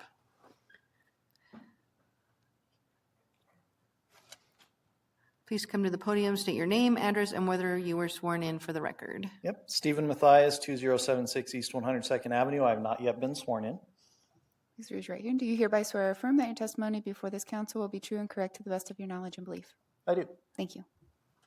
So I was just thinking about this change of operator situation. I was thinking there might be another option just to bring up and consider. Can they offer a prospective thing saying, hey, we plan to change to this operator before that happens, get some stuff in advance, and then have them come to you within a certain amount of time afterward and say this is now in effect. That would allow you to have contact from day one when that transfer would occur without them representing that they are the operator, just that they will be planned at an effective date and then notify you when that occurred. So just another thought I was having, thought I'd bring it up. Thanks.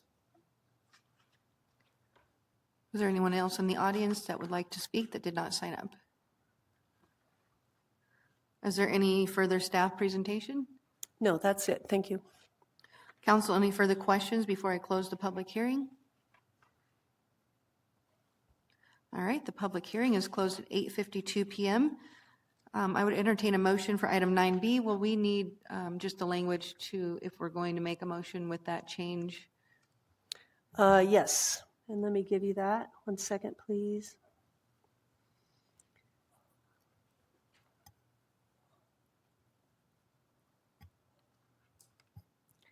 Okay, and so I believe, just 1 second here, I'm sorry. We would need to alter section 18-44 B to indicate that the operator should, the new operator should report within 30 days of becoming the new operator and alter the language appropriately therein. So Councilmember Ayala, would you like to introduce the ordinance? Yes, I'd like to introduce an ordinance amending the city's oil and gas regulations set forth in Chapter 18, Article 5, to provide regulations for existing oil and gas facilities.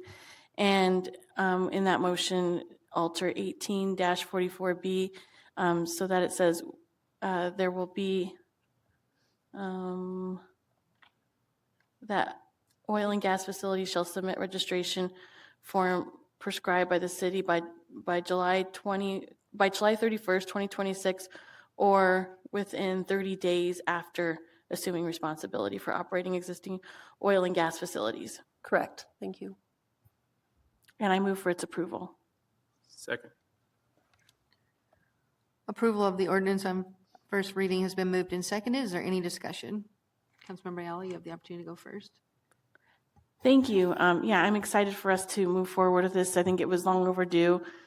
I really want to specifically thank Tammy Yellico for her work on this. It was great to meet with her over the summer and just kind of learn more myself, but also see her expertise in this area and help us move forward with having regulations a little bit more stringent here in the city of Thornton so we can ensure water quality or air quality for our residents. through just making sure that we're starting first and foremost through monitoring our existing well sites and doing some cleanup of the things that we have going on right now. So thank you, Tammy, for your leadership in that, and just happy that we're able to move forward with this and create something that can be agreed upon hopefully by our council tonight. And I'll be voting in support of this. Any other discussion? And Madam Chair, I wanted to just clarify, that's 18-441B that we'll be amending. Thank you. I would just add my comments as well. Thank you to the City Attorney's Office for putting forward that work. It was a lot of detail. I think really protects our city in a way that allows us to have oversight over things that we haven't previously. So thank you for that work, and I will also be supporting. Clerk, please poll the council. Council, please cast your votes.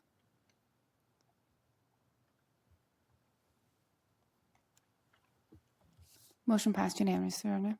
Thank you. Item 10 is council comments. We'll go ahead and start with Ward 1 tonight. Okay, thank you. It's been a while since we've had an opportunity to address y'all, but been a lot of things that happened. One thing I just want to bring to attention is that I have been participating in the 2025 Municipal Leadership Academy, and we have had our third session. And I'm just calling it to attention because one of the presenters was our very own Todd Barnes, Director of Communications here in Thornton. And he led a meeting focused on media relations, who provided guidance on effective communication strategies and interview techniques for city officials. We explored various challenges with media coverage and discussed various approaches to managing public information. So thank you to Todd for being a part of that. Also want to say during that session, we got to tour the Amazon Distribution Center, which is a very interesting experience. And if anybody is interested in seeing it for themselves, Amazon does do tours for the public. So I very much recommend it. The facility has over 1.3 million square feet of space, and it has the largest solar array in the state of Colorado, I believe, on its roof. So certainly some impressive things going on there in that facility. I'd also like to commend the city for being awarded to be a participant in the next cohort of the Regulatory Justice Initiative, which is an effort that helps communities support small and local businesses. Thornton was chosen for this competitive initiative because of the demonstrated commitment to advancing entrepreneurship and improving regulatory commissions for small businesses. So I really hope that there's positive outcome from that. I'm really looking forward to seeing what the cohort comes up with. I believe our cohort is going to consist of Mayor Coleman, our Economic Development Director, and a few other senior members of the senior leadership team. So that should be exciting what they come up with.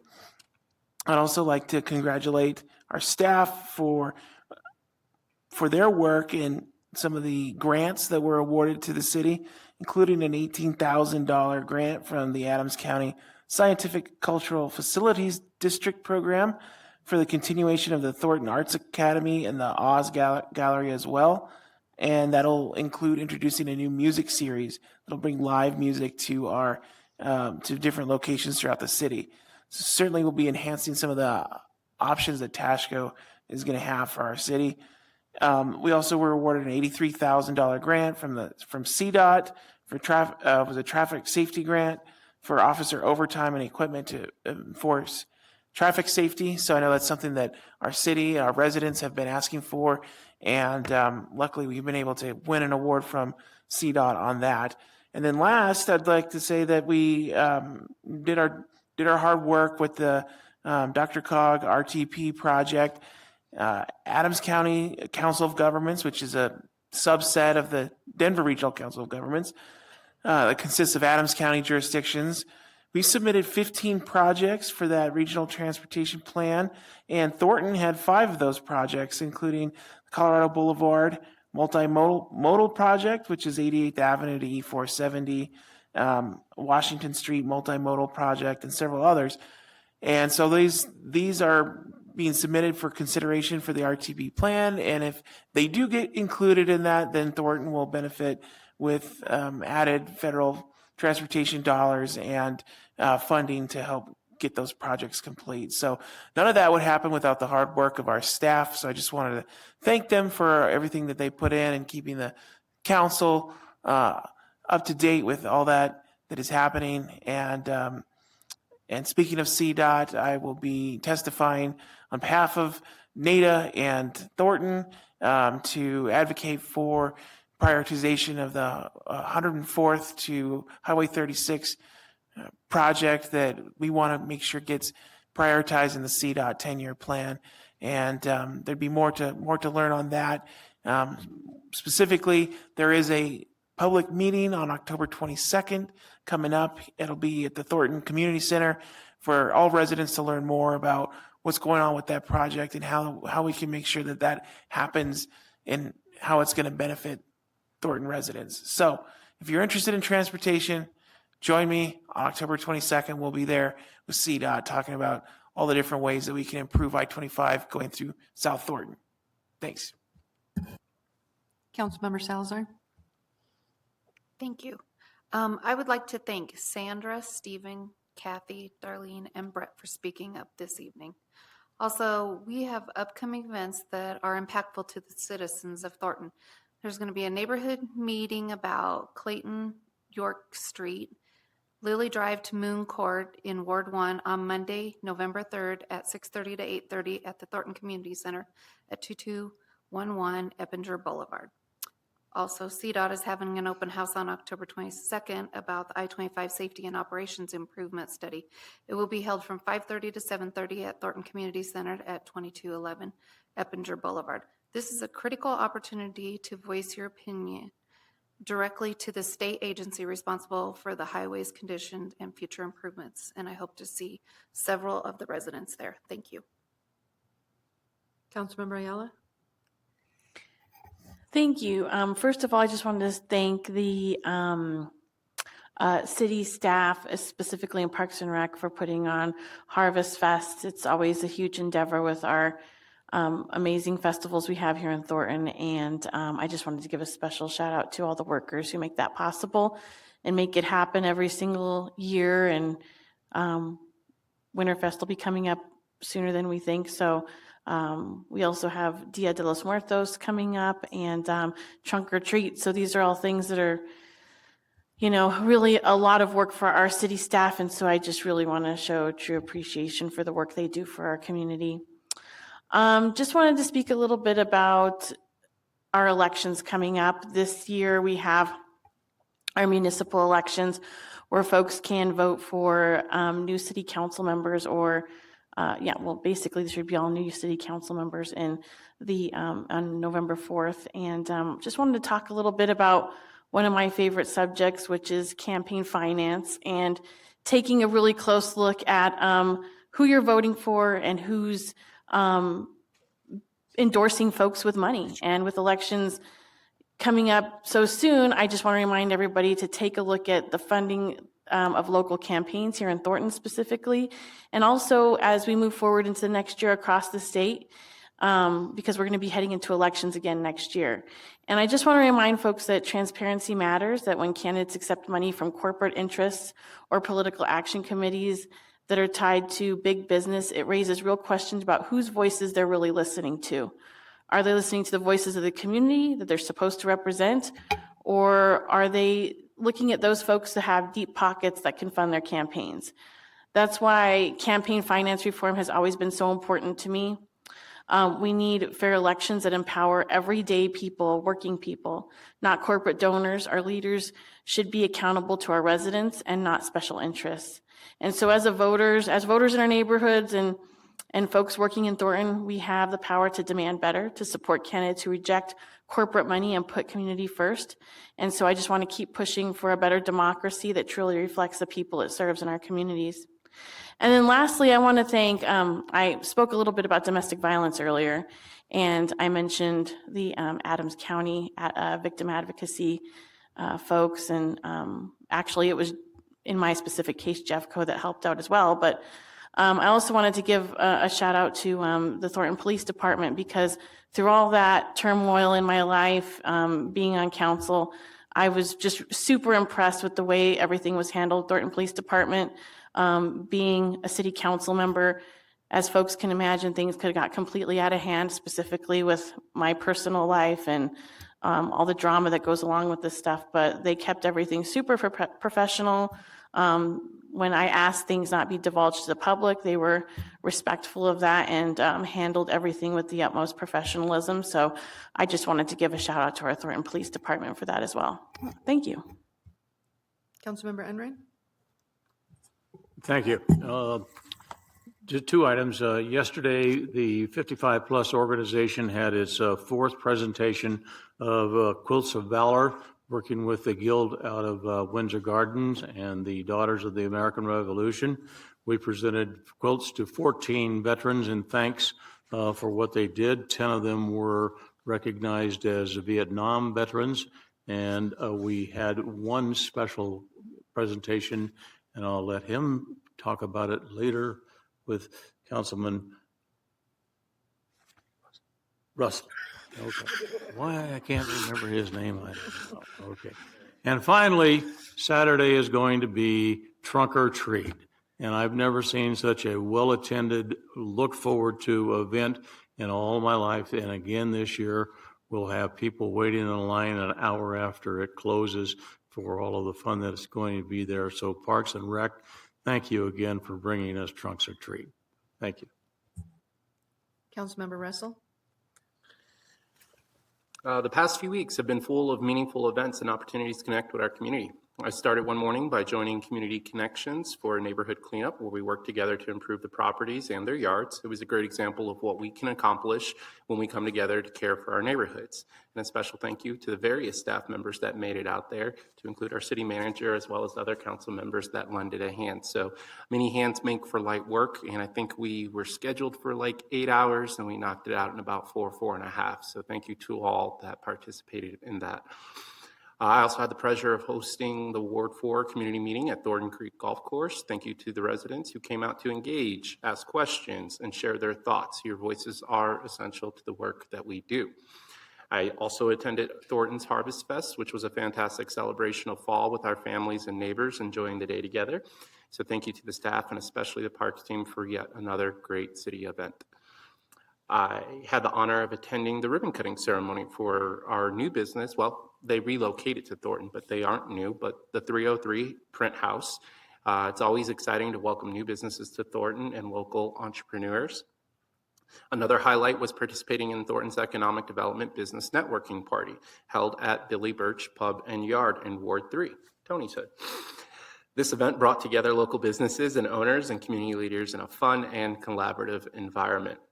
Finally, I want to share how deeply honored I was to be a recipient at yesterday's Quilts of Valor ceremony. The quilt I received was handcrafted with over 40 hours of work, true labor of love, and incredible gesture and appreciation. I'm very grateful for this recognition, as well as for all who make these ceremonies so special.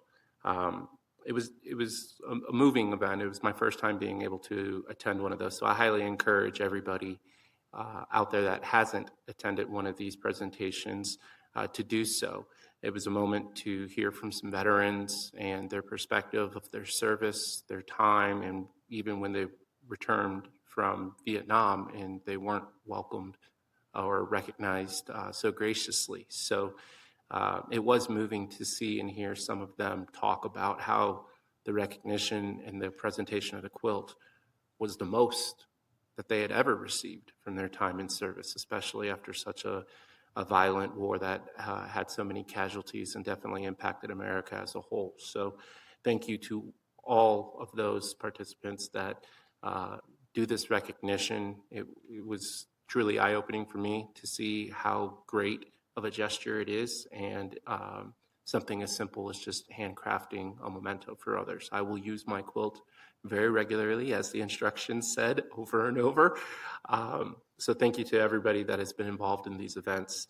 your dedication and passion makes Thornton a stronger, more connected community. That's all. Thank you.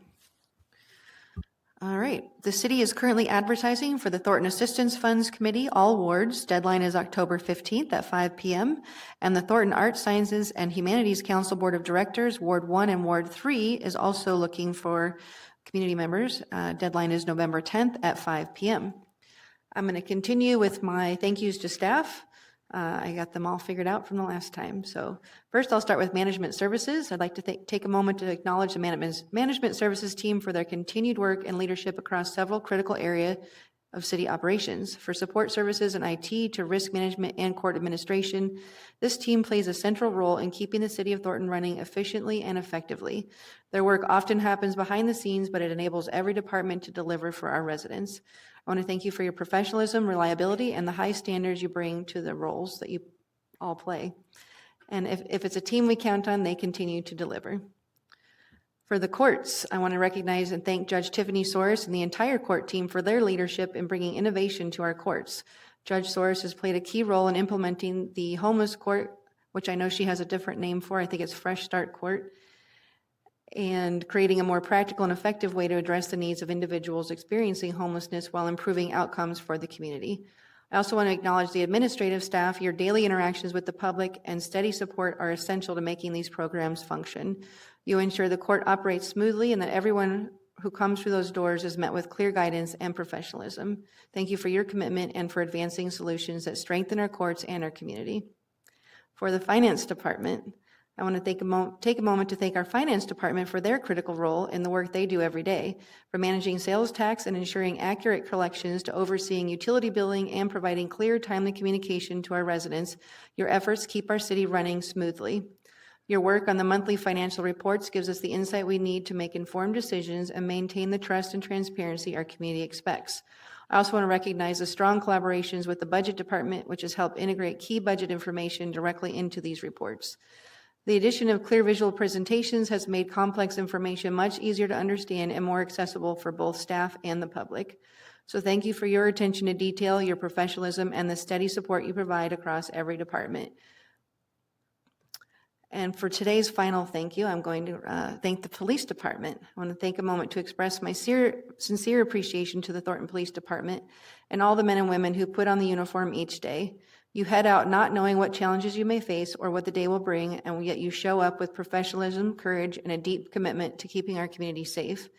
I've seen firsthand the impact you have on our youth. As many know, my daughter participated in the Youth Explorers program for 3 years, and during that time I witnessed the mentoring, encouragement, and support officers provide to young people.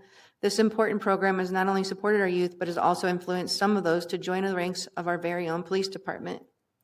Beyond daily service, the department organizes events like haunted hallways, coffee with a cop, and various events in the park.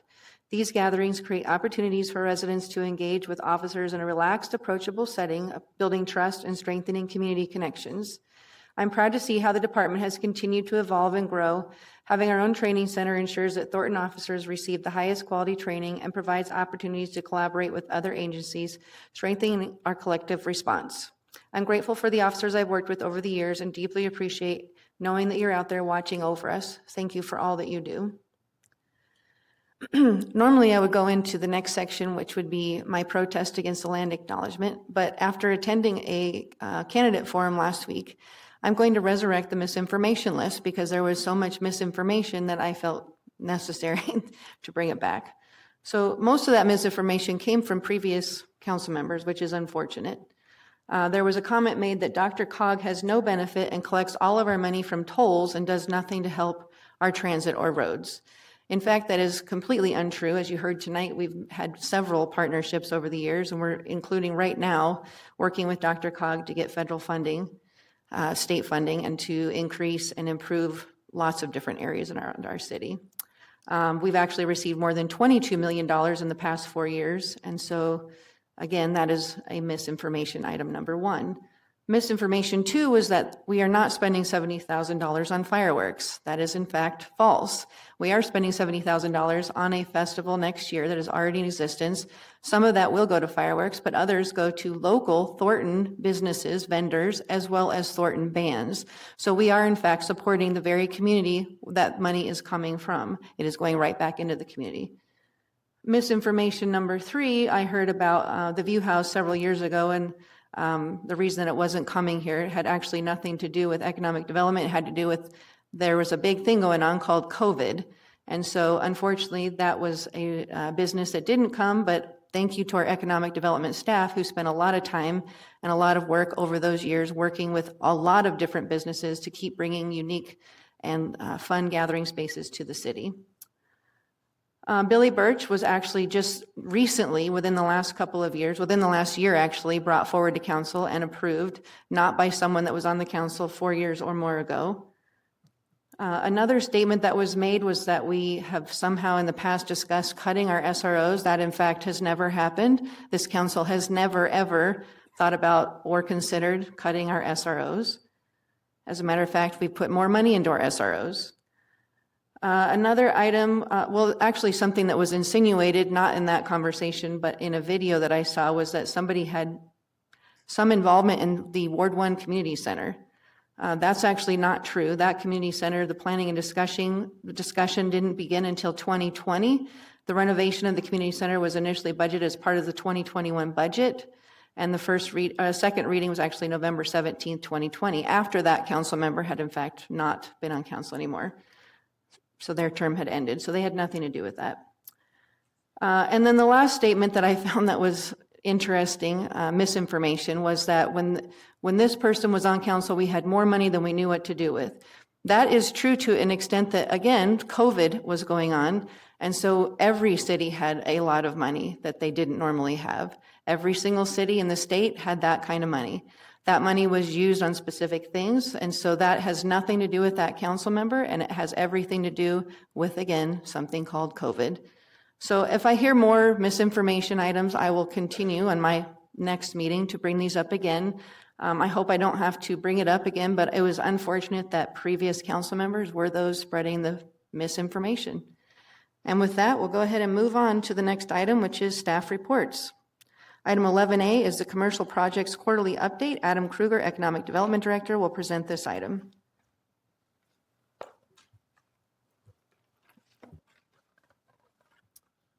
Yeah, good evening, Council. Adam Kruger, Economic Development Director. It's certainly my pleasure to present the third quarter commercial development update to you.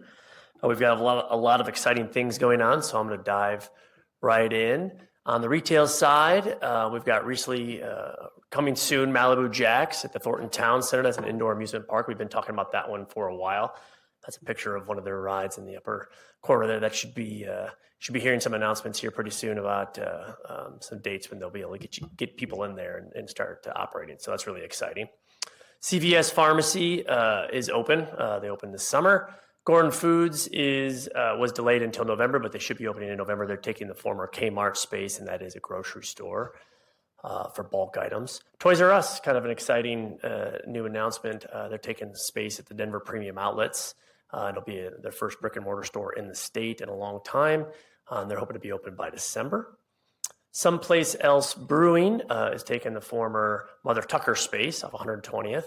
And they are also hoping to be open in December. They have a location in Arvada now, and this will be an additional location. And they have they make their own beer, and then they also have a kind of an arcade component. So it's a little bit of a brewcade, which is cool. Dick's House of Sport is going to be opening in Larkridge. They are building now, so if you drive up there and you see dirt moving across from the former Dick's store or the current Dick's store. This is Dick's House of Sport is an interactive sporting goods store, so you can try out the equipment before you buy it. They will, when this Dick's is open, they will move into the new House of Sport and backfill the former or what is currently the Dick's space. K1 Speed is building. We've been talking about that one for a couple of years. Exciting to see that go vertical. They will be open in the end of 2026. That's an indoor race car group. You can see a picture there in the middle there. And then Deja Foods is a new restaurant that's taking over the former Castaway space off 84th Avenue. They anticipate being open late this year, early next. Deals signed are coming soon. Chick-fil-A have 136 in Quebec. A lot of people have been excited about that one. And then Kentro Commercials, a new commercial development that is in the planning process at 144th and Quebec. One other or two other quick ones that I'll mention on this side, just because I know that people are interested, is the former Old Chicago spaces. So Real Dominios is opening, is doing construction now. You can see if you drive by, they've got a lot of construction going on there at the former one off Grant Street. And then the other Old Chicago is at 120th in Colorado, is currently under contract for a new restaurant that hopefully we can talk about soon. So that is retail. On the employment side, I won't run through all of these in detail other than say we've had a nice mix of different types of industries, some really neat headquarters operations that are coming into this city along with some manufacturing. So a nice mix of businesses. Just the companies listed here, which is by all means not all of the new primary employers that we have coming to the city, represent almost 1,000 new primary jobs in the city, which is great. On the redevelopment side, Thornton Shopping Center, we are in the process of getting ready to start removing the contaminated soil. You should start seeing dirt moving sometime in November, and it will run through next summer. We have been doing the off-site indoor air assessments, and those have been going well. And then we do have a detailed update at council next week, so where we plan on spending some time talking about the process for redevelopment, where we're at and where we're going. Do just want to mention that we are involved in some utility undergrounding projects. Those overhead cables can certainly not be the most pleasant view, and so we are working with our partners at Excel on undergrounding some of those. And these are two locations that we're working on now, 84th and Huron, and just north of that where they're looking to do the new restaurant and store. So wanted to mention those two items. The Alliance Business Assistance Center, our small business division, run through economic development, had a great quarter, 552 total business interactions this quarter, 6 workshops with 99 attendees. So we're seeing really good attendance at our workshops, 7 ribbon cuttings with 252 attendees, which is pretty amazing. 33 evening hours by staff and councils. Just want to mention that, our staff is small but mighty there, and they spend a lot of time. A lot of events happen in the evening to help with business schedules, and so just want to recognize the time they spend there. Was fortunate to be able to do Tansy came to do the first Friday with economic development. We visited 3 businesses, H&H Metals, where we had a welding competition. My weld broke, hers did not, so good work on that one. Bricks and Minifigs, where we built little Lego pieces of ourselves, and then Cafe Vietnamese Coffee, and all those businesses have followed up and really appreciated getting a chance to interact with the city manager, so that was really cool. I won't run through all these small business announcements, but it does dovetail nicely into my next slide, which is some of the new business ribbon cuttings. Again, I won't run through all of these, but we are fortunate to have partners in the chamber that help manage a lot of the logistics of this. We are very fortunate to have council attend these events. We know sometimes they come on pretty fast, and you guys are all busy, but we appreciate your time coming to these. And I know the businesses really appreciate having their data, talk about what they're doing, and show off their new facilities. And then did want to touch base on some of our business events. This is my last slide. We had our business appreciation party, which actually had record attendance, 307 attendees at Chicken and Pickle. Thanks to Chicken and Pickle for hosting.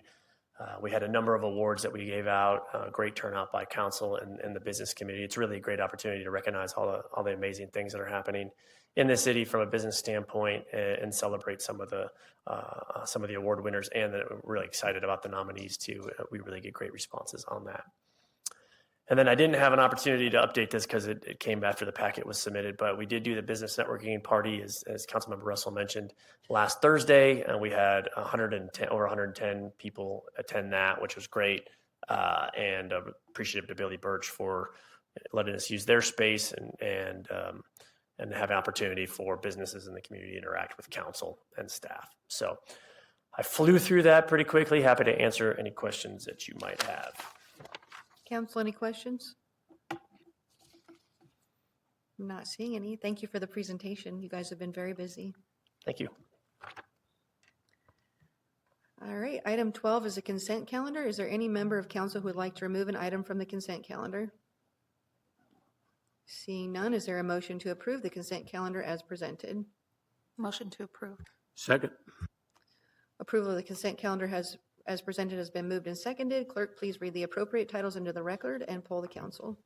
An ordinance making appropriations for the City of Thornton, Colorado for the fiscal year 2026 for all operating funds and making appropriations for all capital improvement projects for the City of Thornton, Colorado for fiscal year beginning January 1st, 2026 and ending December 31st, 2026, and continuing each project until the project is completed or canceled, and regulating the payment of money out of the city treasury. An ordinance providing for the tax levy upon all taxable property in the city for municipal purposes. An ordinance amending Section 38-972 of the Thornton City Code for the purpose of revising the regulations for sexual offenders and to provide residency restrictions for individuals determined to be sexual violent predators pursuant to this state law. Council, please cast your votes.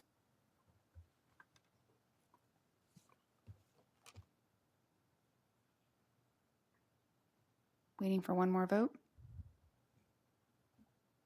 Motion passed unanimously, Your Honor. Thank you. Item 13 is action items. Item 13A is a resolution adopting the 2025 through 2029 strategic plan for the City of Thornton. Rob Kolstad, Deputy City Manager, will present these items. Good evening, Council. As stated, the purpose of the resolution before you tonight is to consider and hopefully adopt an updated strategic plan for the city. I've got a short presentation. I want to talk a little bit about the overview of the process, talk about the plan structure, our 4 strategic focus areas, and talk a little bit about next steps. This is, I recognize, a short presentation and really doesn't recognize the time and commitment of you all and the various staff that worked on the report.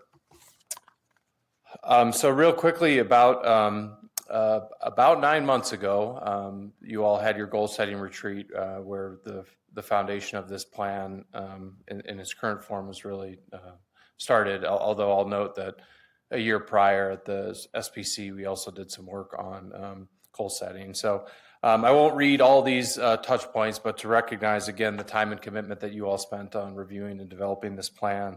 These were all touch points with City Council that occurred leading up to your most recent review, which occurred on September 16th, an in-depth review of the plan. Again, just as a reminder for the public, the plan is structured around 4 strategic focus areas. Each of those 4 strategic focus areas have goals, and those goals are further refined by actions. For those of you keeping track at home, there are 17 goals in this plan and 65 specific actions. Getting into, again, a brief overview of the strategic focus areas. The first strategic focus area in your plan is vibrant and purposeful development. It really speaks to how we aspirationally develop the community. I won't read the words, but there's a great definition of what we think about when we think about vibrant and purposeful development. Again, the goals are focused on identity, build out, looking at housing products, amenities, parks, open space, and public facilities that are desirable in our community. The second of 4 strategic focus areas is connected communities, really focused on improving the physical connection in our community, looking at connections that are safe, looking at connections that are reliable and accessible, and looking at connections that are unique and enjoyable, really focused on the multimodal connections in our community. The third strategic focus area is safe, supported, and livable community, and really touches on making Thornton a place you'd want to be, a place you feel safe and a place you feel welcome. Again, focused on engaging and informing the community, building a welcoming and inclusive community, again, security and safety in your neighborhoods, and then again, focusing on our unsung heroes, the utilities and public works system that we all rely on, but often don't think about unless it's breaking. And then the last strategic focus area in the plan, organizational excellence, that's really focused internally, how we intend to do the work. And you'll see goals around customer service, building a professional workforce, technology and data-driven decision-making, financial planning, and communication and community engagement. So what's next? We intend to work the plan, assuming you all pass this. We are actually in the process of forming strategic plan implementation teams. Actually, tomorrow morning at our senior leadership team, we'll be trying to finalize the leaders of those teams. They will develop work plans, create milestones, measures, budgets for each one of the 65 actions that are included in the plan. They'll also do regular reporting and coordinating with what we're calling strategic plan advisory teams, which are meant to be executive leadership that can help provide guidance, connection, resources, kind of do the blocking and tackling for the implementation teams to kind of plow the way for them. And then as we shared in the previous discussion with City Council, our intent is to provide regular updates to you all throughout 2026, obviously starting with the retreat that's tentatively scheduled for the end of January, but looking at mid-year check-ins. And then as we talked about with this year's adoption of the 2026 budget, continuing to work to integrate the plan into the budget and financial priorities of the city. So the full plan is in your packet. We are a lot of words. We are currently working on a very nice shiny document that we can all be proud of and shows our strategic plan. We hope to have that soon. Again, I've said it now, I think twice. This will be the third time. Just want to recognize the work of the council, your leadership, and effort in this area. It really does. This plan does make a difference. And I would be remiss if I didn't recognize the staff that worked very hard. As council knows, you met some of them. We had cross-departmental teams that dedicated hours and hours and hours to developing this document, along with the leadership of some key strategic leadership team members. And so I just want to thank them and recognize them. So we would recommend adoption of the resolution adopting the plan, and I'd be happy to answer any questions. Councilor, any questions? I would entertain a motion on item 13A. So moved. Oh, I'm sorry. Who's reading? 13A. That wasn't me. I'd be happy to read it. Is somebody going to read it? I need somebody to read the motion. Okay, I will read it.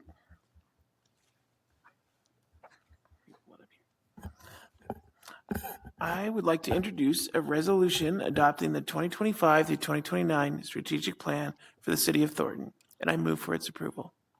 Second. Any discussion? Councilmember Martinez, you can go first since you introduced the motion. I'd be happy to. Yeah, this is such a huge victory for the city of Thornton and everybody who lives here, all the businesses who have a space here in Thornton, because it means that we are going to have an organized strategy going forward in all aspects of the city. And this was a long time coming. I'm just really grateful that the staff put so many hours, so much time. I could really tell that there was excitement and buy-in on this vision. And truly, you guys are the ones who made it happen. The council had started to bring this, new idea of what a strategic plan could look like early in, 2024.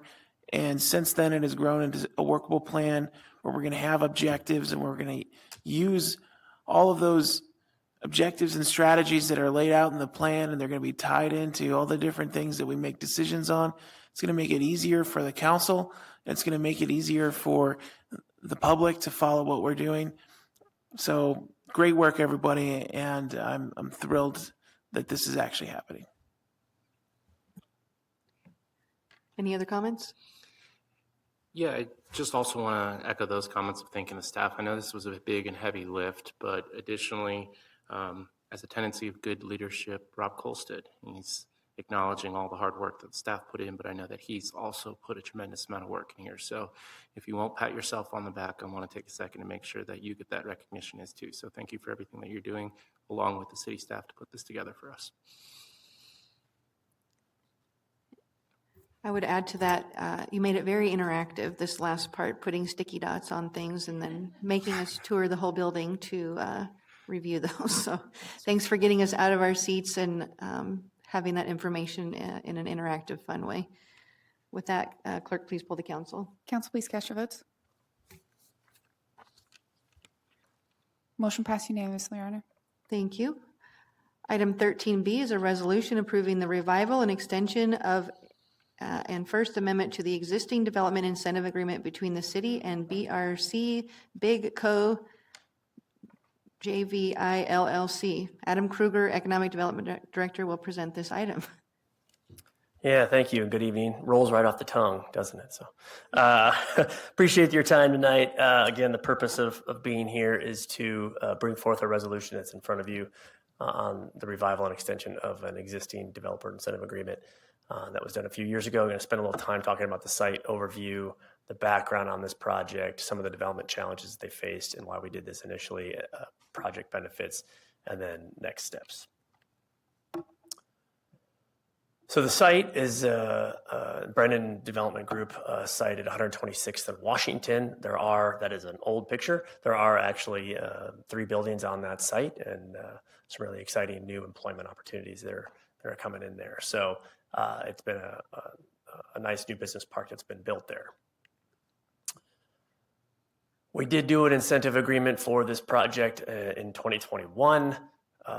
There was rebates of use tax and permit fees to the tune of about $1.15 million for this project, and that agreement did expire in June of last year. Some of those that were on council for a while will remember some of the challenges that we faced on this site and the many years of trying to bring in a developer to build on this site. There were some impacts kind of all around it. One of those was some of the development responsibilities that this developer and whoever developed this site had to take on that were not on their site, including improvements to 126th, some stormwater improvements. They actually had some Excel design and power pole realignment work they had to do, which ended up coming on later. They didn't even realize at the time the extent they'd have to do that, which delayed them quite a bit. They had the existing storm sewer that needed to be done. It's more of a regional component for the stormwater outfall they needed to work on. And then the last one here was they had to, for not just their site, but for the site near them to the west, there's another larger site available to the west. They had to design how all the roadways would interconnect in the future, which doesn't sound like a very substantial deal, but I can tell you from the time it spent them to work on it and the costs associated with it, it actually was a pretty substantial project for them to do. So, we did this initially with council in 2021 because we were looking for the employment space for jobs. That space has been built. The infrastructure contribution was offset by revenues that they generated, so we weren't taking any money away from the project. It was using the use tax rebates and for construction materials and the permit fees to help offset some of these costs. And then it allows for the adjacent 37-acre site to the west, as I just referenced, to develop, which was somewhat stagnant until these improvements were done. So staff recommends reviving and extending the incentive agreement. The developer did do the work they said they were going to do, and they're finishing that up. They completed the improvements that they committed to doing. It just took longer than expected. So with this, we'll happy to answer any questions that you might have. Any questions from council? Councilmember Russell, would you like to introduce this item?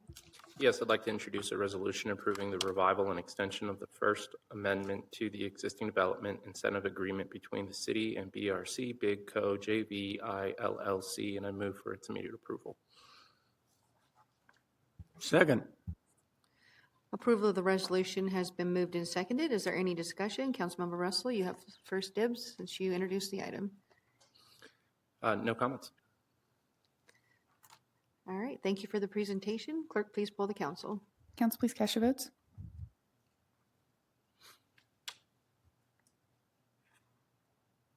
Motion passed unanimously, Your Honor. Thank you. Item 13C is an ordinance enacting Section 10-181 and amending certain other sections of the city code pertaining to prohibit gray water treatment works. Emily Hunt, Deputy Utilities Director, will present this item. I didn't even see you sitting over there. I snuck in the back. Good evening, Council. Tonight for your consideration is an ordinance which would prohibit the installation of gray water facilities within Thornton. I'll briefly review what exactly gray water is, and we'll also talk about the legislation that was passed last year that requires council to take action. We'll talk about the evaluation that the staff did to determine whether or not we would recommend using gray water within the city. And then we'll also talk a little bit about what some of the other communities are doing in response to this legislation, and then next steps.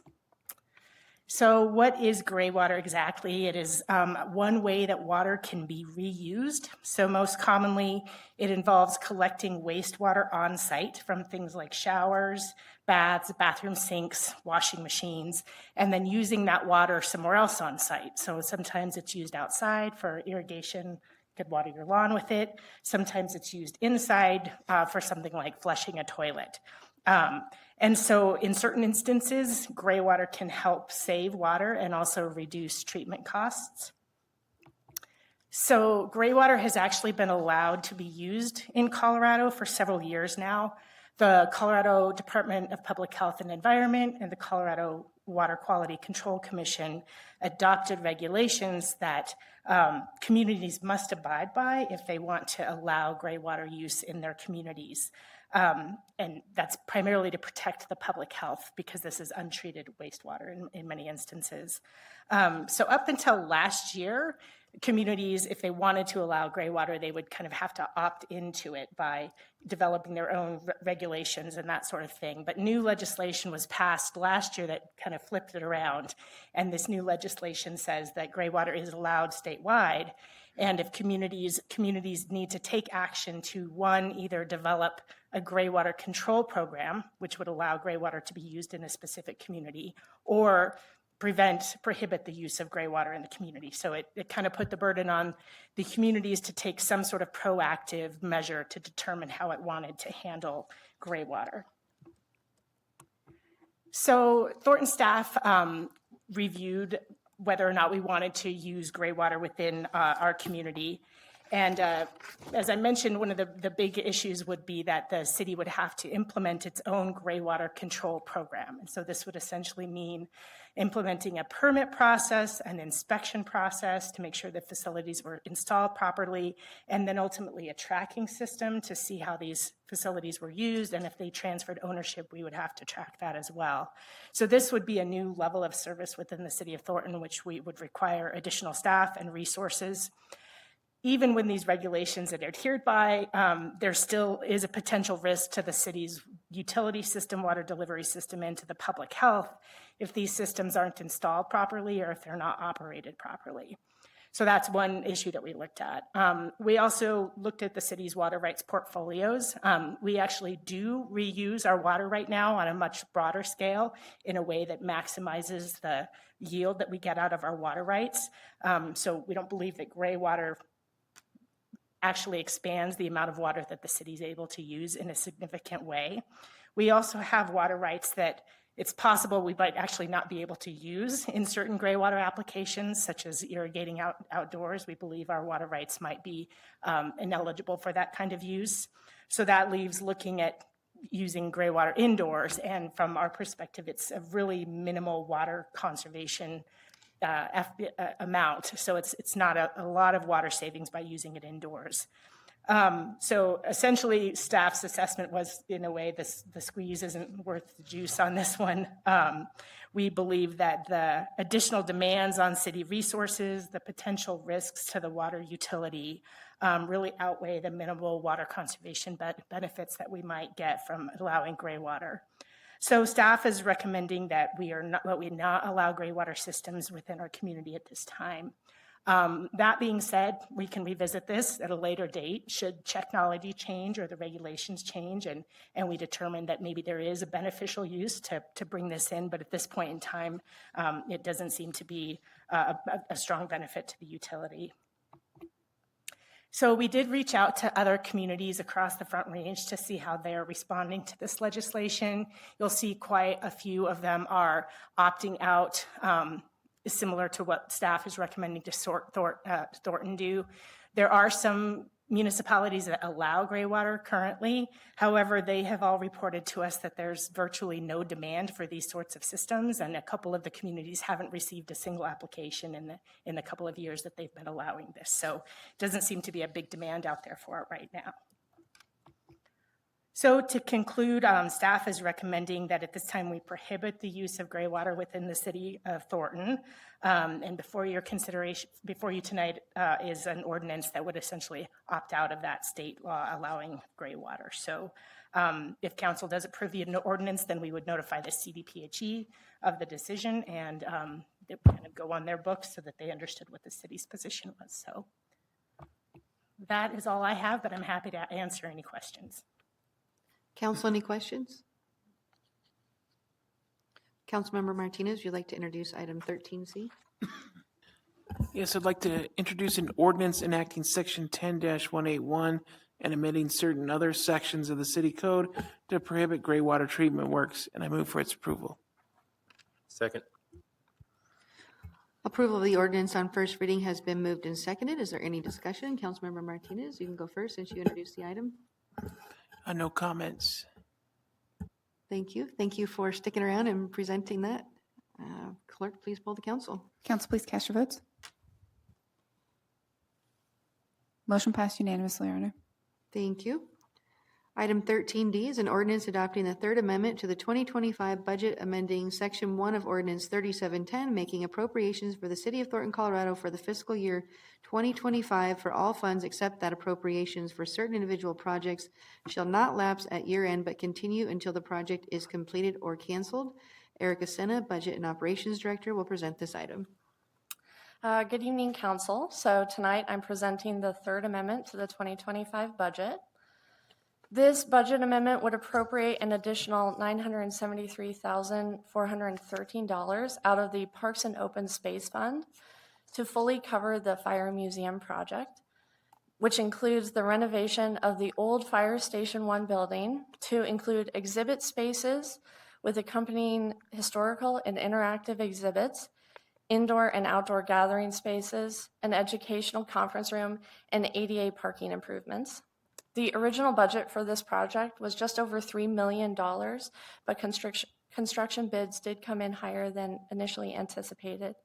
Staff recommends approval of this budget amendment, and I'm happy to take any questions.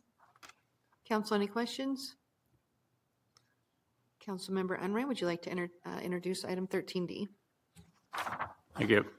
I'd like to introduce an ordinance adopting the Third Amendment to the 2025 budget, amending Section 1 of the ordinance 3710, making appropriation for the City of Thornton, Colorado for the fiscal year of 2025 for all funds except that appropriations for certain individual projects shall not lapse at the year end, but continue until the project is completed or canceled, and I ask for its approval and second.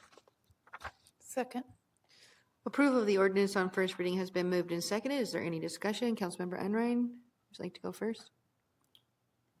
Erica, thank you very much for all your hard work on the budget. I know it keeps you busy, and you do a good job. Thank you. Any other discussion? Seeing none, thank you for your work on that project. Clerk, please poll the council. Council, please cast your votes. Motion passed unanimously, Your Honor. Thank you. Item 14 is adjournment. Is there any further business? Hearing none, the meeting is now adjourned at 9:47 p.m. We do have one other meeting for the Thornton Development Authority. So I will call to order the special meeting of the Thornton Development Authority at 9:47 p.m. Can I please get the roll call of the authority? Chairperson Coleman, Commissioner Acunto, Commissioner Ayala. Here. Vice Chairperson Bigelow, Commissioner Martinez. Here. Commissioner Russell. Here. Commissioner Salazar. Here. Commissioner Sandgren. Here. Commissioner Unrein. Here. Quorum is present, Your Honor. Thank you. Item 3 is approval of the agenda. Are there any staff changes to the agenda? We do not have any proposed changes. Thank you. Authority, any changes to the agenda? Hearing none, is there a motion to approve the agenda? Approve the agenda as read. Second. Approval of the agenda has been moved and seconded. Is there any discussion?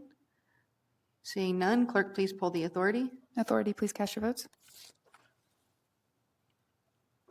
Motion passed unanimously, Your Honor. Thank you. Item 4 is approval of the minutes. Is there a motion to approve the September 23rd, 2025 minutes? So moved. Second. Approval of the minutes has been moved and seconded. Any discussion? Seeing none, clerk, please poll the authority. Authority, please cast your votes. Motion passed unanimously, Your Honor. Thank you. Item 5 is business. Item 5 is a resolution adopting the First Amendment to the 2025 budget for the Thornton Development Authority beginning January 1st, 2025 and ending December 31st, 2025, and appropriating the funds for expenditure in 2025. Erica Sena, Budget and Operations Director, will present this item. Good evening, Commissioners. So tonight I'm presenting the First Amendment to the 2025 Thornton Development Authority budget.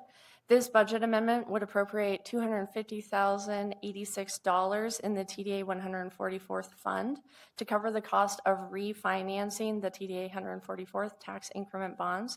Overall, this debt refinancing will save the authority about $2.5 million over the course of the debt.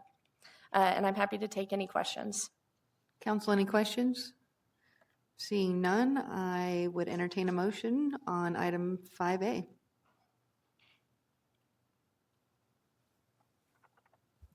Enter a motion as read on 5A. Can you read the resolution? I don't have it.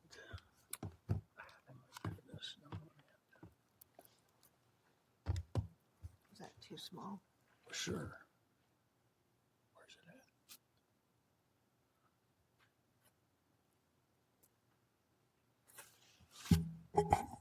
A resolution adopting the First Amendment to the 2025 budget for the Thornton Development Authority beginning January 1st, 2025 and ending December 31st, 2025, and appropriating the funds for the expenditure in 2025. And I ask for a second and its approval. Second. Approval of the resolution has been moved and seconded. Is there any discussion? Seeing none, thank you again for that presentation. Clerk, please poll the authority. Authority, please cast your votes. Motion passed unanimously, Your Honor.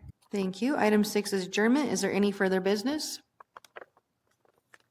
Hearing none, the meeting is now adjourned at 9:50 p.m. Thank you.